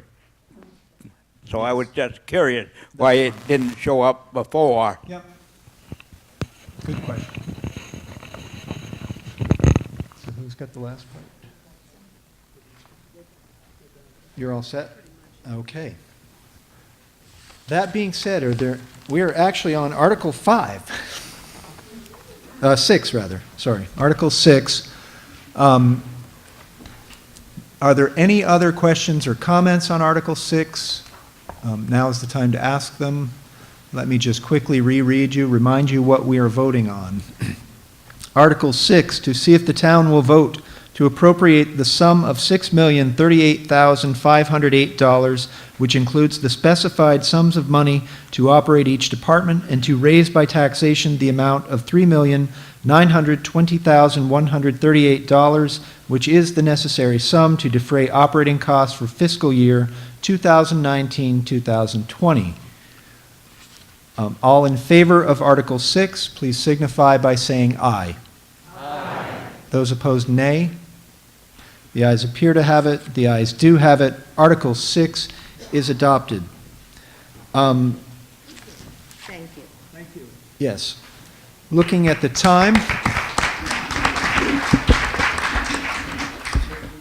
we still have quite a bit of business to transact. Before I move into Article 7, I know that our state rep, Charlie Kimball, I thought I saw him come in. Yes.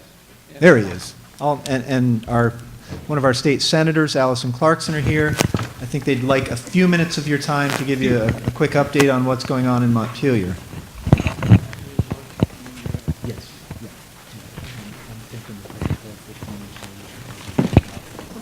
Yep.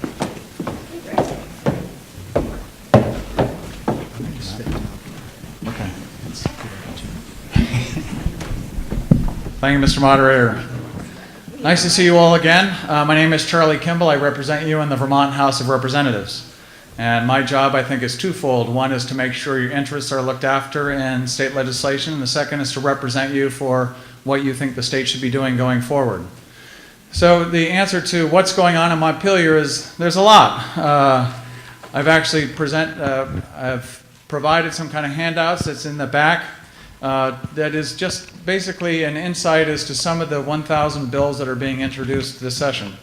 So there's everything from a $10,000 allocation to provide for the commissioning ceremony for the USS Vermont, a submarine in the US Navy, and a 1,000-page bill for the $6 billion that is the state budget, and an 81-page bill that is Act 250 reform. So there is a lot going on, and I'm happy to answer any questions about that, as is Senator Clarkson, I'm sure. We're 8 weeks into the legislative session, and some things have made it through the House, some things have made it through the Senate. Nothing has been submitted to the governor in terms of being signed into law at this point. So it is quickening in terms of pace. So what may be the most important to you? I'm sure there's a bill for that, and happy to talk about that. So in terms of Vermont, I think we can be proud of many, many things. One is that we have a very low unemployment rate, one of the lowest in the country. We have a high workforce participation rate with about 66% of our eligible individuals in the workforce. And that doesn't seem like a lot. That leaves 34% have decided not to work. And part of our challenge is how do we get them back to work? That's one of the things that we are working on in the legislature is increasing that workforce participation rate. Another thing is we're a very healthy state by most measures. And we have a lot to be thankful for in terms of our natural resources and our lifestyle. At the same time, the number of opioid overdoses in 2018 in Windsor County increased. We do have still a continuing issue on that front. We also have a continuing issue in affordable housing. Woodstock did complete an a housing study, which helps guide some of the things in the future. We also continue to have in the state a shortage of workers for employees who are looking to fill positions, but also a lack of the jobs that people are looking for. So there still continues to be a disconnect. So from my perspective, I sit on the House Commerce Committee. We're looking at workforce development bills and things that really inform economic development. And my take is that instead of trying to come up with programs that have temporary relocation incentives, we really need to look at fundamental improvements to how we educate our students, bring them into apprenticeships that put them in careers where they can earn a living and stay in Vermont. And there are some very good programs that are already in place, some that need to be enhanced, and it all comes down to money, quite frankly, and it all comes down to governance and how do we change that governance. So that is what I spend my time on in the House, among other things. I have sponsored a number of bills for consideration in the House, some around property transfer tax, some around property valuation, with the idea that trying to simplify how property taxes are collected and not to tax people out of their homes. I don't know if they'll ever see the light of day coming off the wall in the right appropriate committee. But other stuff such as Act 250 reform, which is a 27-page bill that I sponsored, looking at how can we make it easier and to actually have sustainable, reasonable development and still balance our environmental assets. So there are, as I said, 1,000 bills that we'll be looking at this year, and I'm always looking for input. I return emails and phone calls as much as I can. I'm sorry if I haven't returned yours. By the way, Sally, you're sitting in the wrong seat. You're usually like a couple of rows down. Yeah, I know. So just it's always good to see people and their creatures of habit as to where they're sitting in here. Yes, so we can take some questions. But before that, our illustrious Senator Allison Clarkson. Thank you, Charlie. I have to say it's really a treat to have Charlie working with me as a colleague in the legislature. It's terrific. I'm Allison Clarkson. I have the honor and pleasure of serving you in the Senate. I'm one of 3 state senators who serve Windsor County. We're a 26-county district. So we're a 26-town district. We have 2 towns that are not in Windsor County proper. It's a large district. In fact, it's the largest in the state. And my colleagues are off doing other town meetings, at least at the moment. You may see Dick later, and I hear Peter Welch was here this morning. That's a pretty great start to town meeting. We were just in Reading, where there was actually a huge turnout per capita, which was pretty impressive. I serve you on 2 committees. Charlie, in the House, as you may remember, they serve on 1 committee representing our interests in this neck of the woods. Charlie serves on House Commerce, and actually I compliment him by serving as vice chair in the morning of Senate Economic Development, Housing, and General Affairs, and that's everything from the military, liquor and lottery, to housing, to economic development. And in the afternoon, I serve you on Senate Government Operations, which is a new committee for me, but goes directly to the heart of what Butch was talking about earlier, and I'll get to that in a second. The Senate as a whole has passed a number of things, but as Charlie said, we have passed nothing yet as a whole legislature. The first thing that came out of my committee, of the Senate Economic Development Committee, was the raising the minimum wage bill. We're taking another stab at that. It's two of the greatest challenges we face as a state are poverty and climate change. And to really noodle away at how we address poverty, we really need to raise incomes, have people working fewer jobs. It gets to the whole issue of people being with their families, being more present for their kids. If you can work fewer jobs and actually be at dinner together and help with homework, that goes a long way. We're doing two big housing bills. One is an additional housing bond. We have an acute shortage of housing in addition to workforce development issues, which Charlie and I work on together. The remote worker bill is what he alluded to, which actually got the state more press than anything else it's gotten. We can disagree on the policy, but it was terrific for the state. But we have an acute shortage of housing, as we all probably know. We're considering doing another big housing bond, which has infused the state with about 650 new housing units. We're looking at a new one that would do even more, about 1,000. We're about 6,000 units short statewide. And particularly in our neck of the woods, it's a major need. We're also doing a big data privacy bill. We also have, we're working on the other housing bill is the short-term rental bill, working on our compliance. Many of you are interested and engaged in this issue, and I know we're setting up a task force here in Woodstock to address that issue.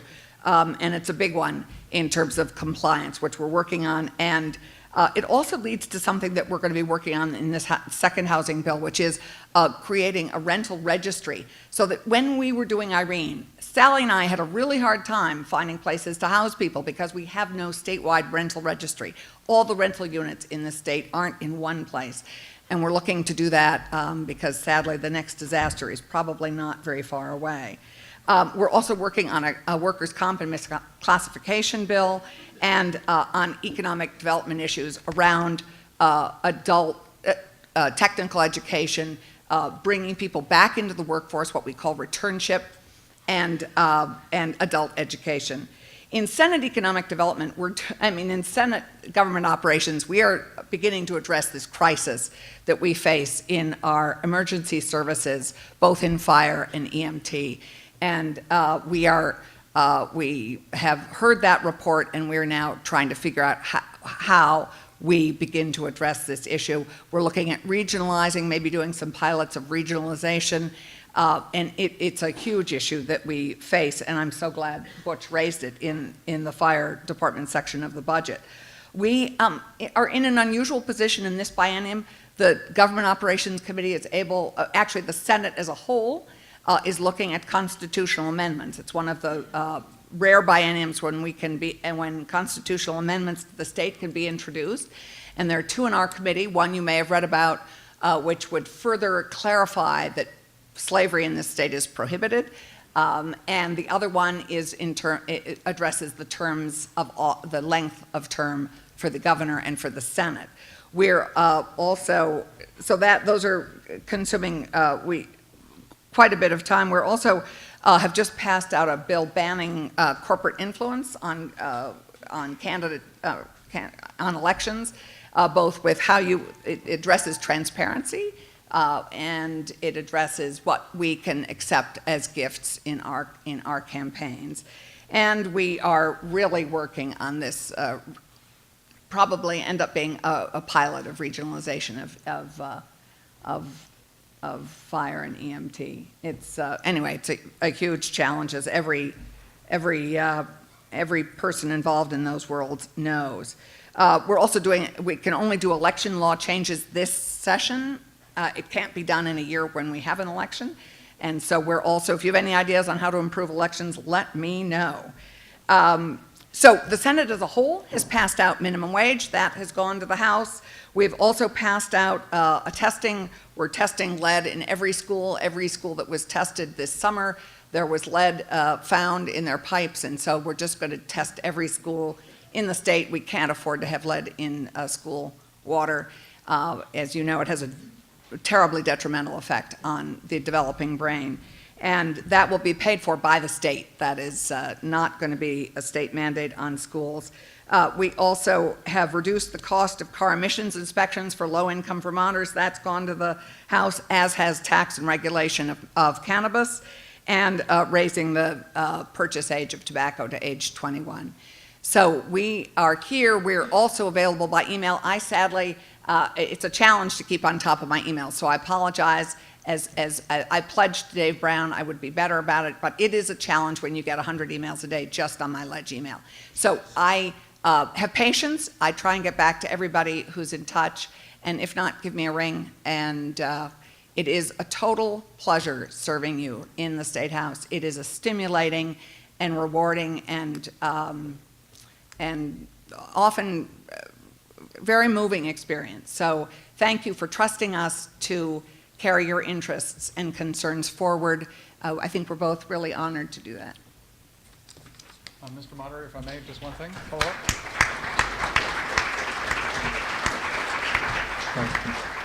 Just before we go, and thank you, and I'll be around to answer questions. I'm sure Allison will, though she has other towns she's got to go to.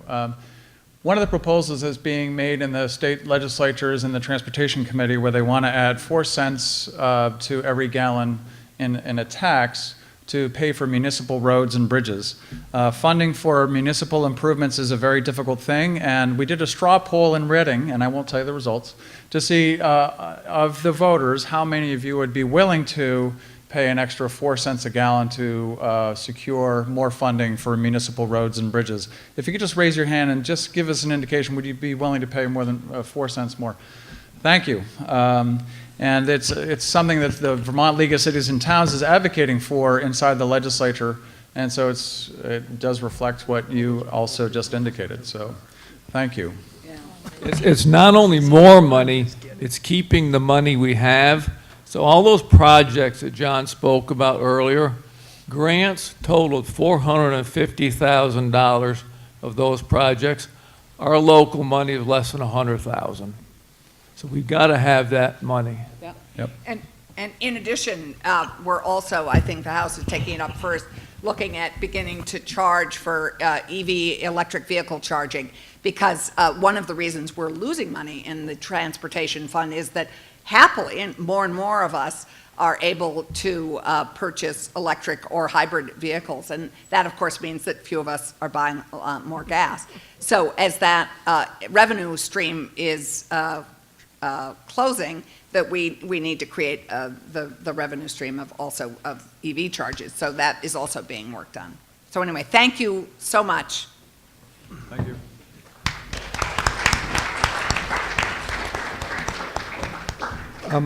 Don't run away. We also, Charlie has a different hat to wear. Did the Economic Development Commission want to at least introduce themselves and say a couple words?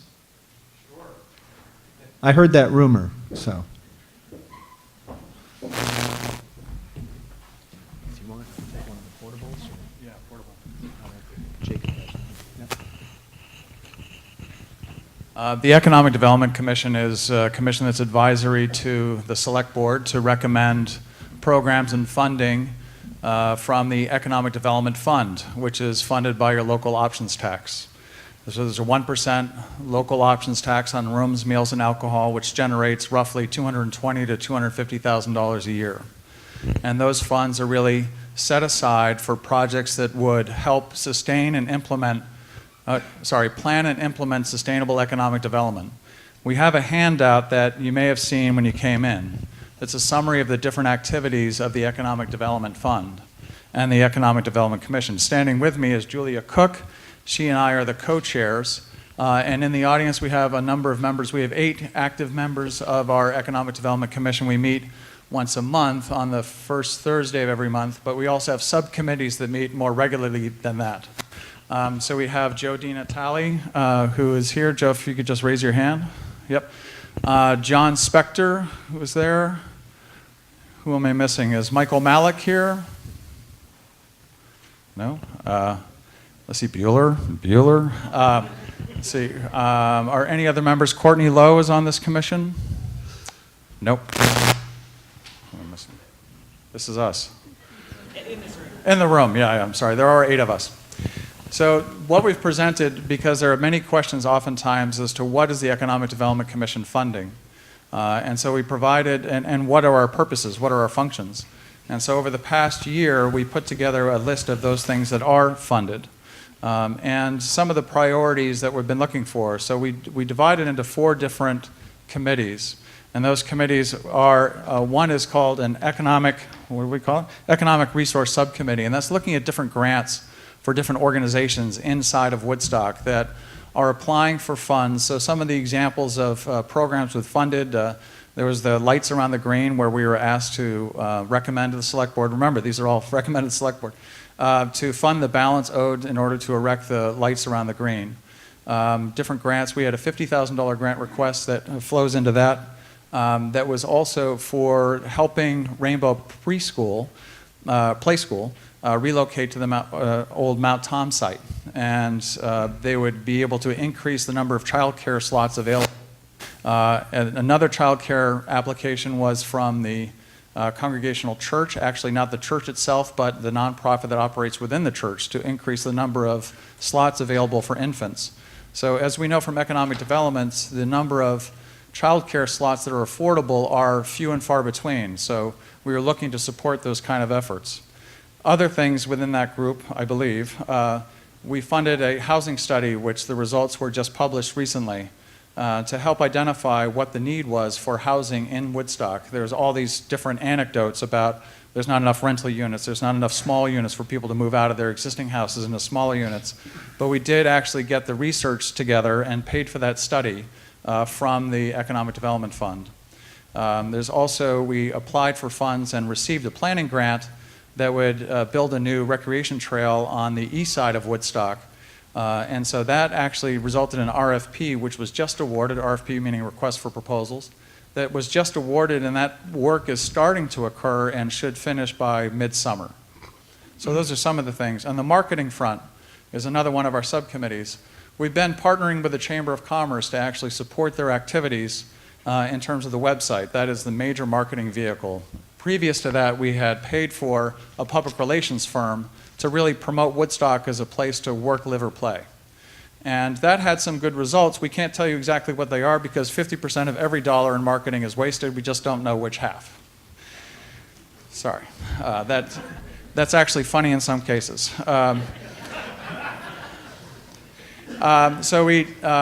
So that the public relations funding was replaced by this effort to work with the Chamber of Commerce, which is a nonprofit organization, but the website is woodstockvt.com, and we helped support the total redo of the website and the ongoing operations. So we have someone who's actually a content developer developing a lot of content, and also managing the digital media marketing program. Of which there's been some discussion about should it only be focused on Woodstock or the Woodstock area. And our default has been to promote the area, and then Woodstock will benefit from having a stronger area. So those are some of the things. Julia, I'm going to give it to you because I can't remember the other stuff. So our other 2 subcommittees are recreation, which focuses on initiatives to improve recreational opportunities in Woodstock. They've been doing work on a river loop trail that will you should see the results of that at the end of this year. In that regard, we've been really successful at getting state grants, or not, is it state or, yeah, state grants. So leveraging the EDC's money to acquire more money from the state that's available to help fund improvements here in town, which is fantastic. And the last is the revitalization subcommittee, which is working on looking at how to spend money effectively to make Woodstock more livable for both us and for visitors, attractive, appealing for visitors. How do we make sure that all the money that we're spending to do things like put in benches or trash cans or wayfinding to direct people to the hiking trails, how are we doing this in an effective way that doesn't generate any waste, that's working, building from one initiative to the next. So those are our subcommittees. And yeah. So one other program we did is we created something as an incentive to fill empty storefronts. And which was to provide for any new retailer that was coming, a retailer, restaurant, or someone to come into the central business district to open up a new store, to provide them with some a subsidy of some kind that would provide 1 month's rent, essentially, in the first 6 months, and another month's rent in the last 6 months, to try to be an incentive. You've seen this in the news, hopefully. We've got some pretty good press around it on VPR and various news channels, and I think it went national in a couple of instances. So with an indication that Woodstock really does want to have a thriving downtown and independent retailers. So we need to attract more people to that front, and instead of going out and trying to lasso a retailer from another area and bring them here, we're trying to incent that kind of activity. We've already had some serious inquiries, so we're hopeful for that. So that was Paige. Yeah, we don't want to go too far. We still have 30 articles to get through, so we don't I just wanna have go one too far. question for you in regards to our out-of-state landlords who are charging New York City prices for rent, which does not help our local businesses to be able to run their businesses cost effectively for themselves. And so I think that's why we see a lot of empty storefronts. And I'm wondering, are we putting any pressure on these out-of-state landlords? Because they don't seem very upset by the fact that they have empty storefronts or empty offices on the second floors. Well, thank you. There are some incredibly cooperative out-of-state landlords that own properties in which tenants are located. There are some incredibly cooperative, locally owned buildings that have great landlords and great tenants, and the opposite is true too. And so the question is, what is their motivation for having an empty storefront? And oftentimes we don't know. And that we can't necessarily read what their financial returns are like or understand if there's a motivation to keep it empty to offset other losses somewhere, or maybe they just want to hold out and not charge what is a market rent if there's a possibility of charging a higher rent a year later that may return more money for them. So we don't pretend to know. And the village trustees had looked at, I believe, a vacancy ordinance that they might consider to put in place and got legal advice on it that other towns have done. I can't tell you that that's effective. We don't know if it's actually moved the needle in terms of filling those empty storefronts. What we can do is continue to promote the area to make sure that potential tenants and potential new business owners know that this is a place where they're welcome and that we want them here. And that's what we're focused on, is looking at the positive side of that. But you're right, there's still too many empty storefronts. Just one last thing. I must say that Elkham Realty did a phenomenal job with actually tearing down the burned out building and then leveling that into a grassy area, then restoring the side of the burned out stone building. I think we'd all agree with that. And so they didn't have to do that. So that, I think, speaks to a landlord, a property owner who's actually committed to the area. So that's great stuff for us. Thank you.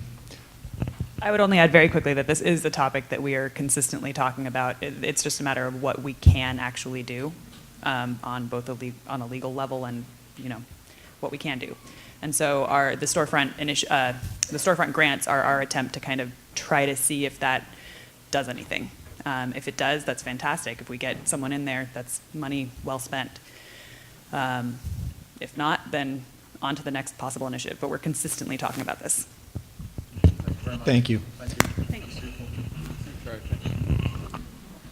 All right. As I said, we still have about 30 articles to cover. I don't believe we're going to be able to accomplish that before breaking for lunch. That being said, I know Candace had a quick announcement to make, and I think after that we can recess for lunch. As Jacob's walking up there, I would point out you're looking at Woodstock's latest Eagle Scout.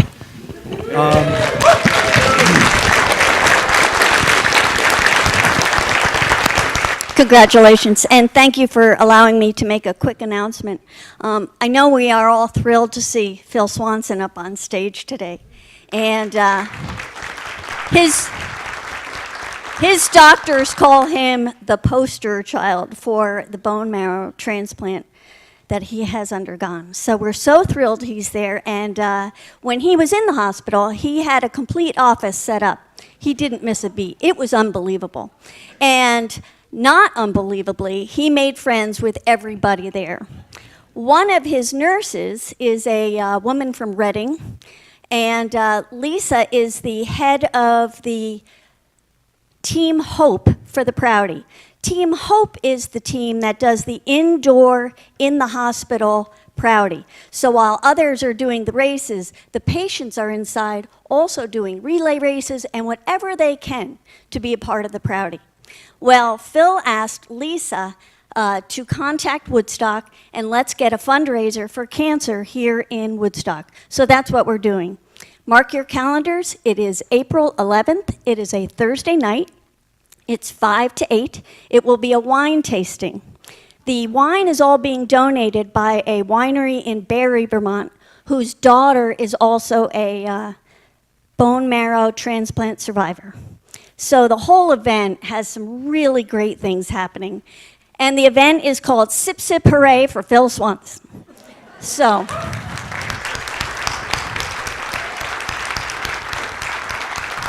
So again, mark your calendars. Looking forward to seeing everyone on Thursday, April 11th. Thank you. I think it's prudent at this time to recess for lunch and There is lunch available for purchase to help support the Universalist Church next door, just a couple doors up. They put on a great lunch. It's a great time to catch up with your neighbors, and they generally have pie. And let's reconvene at 1:20.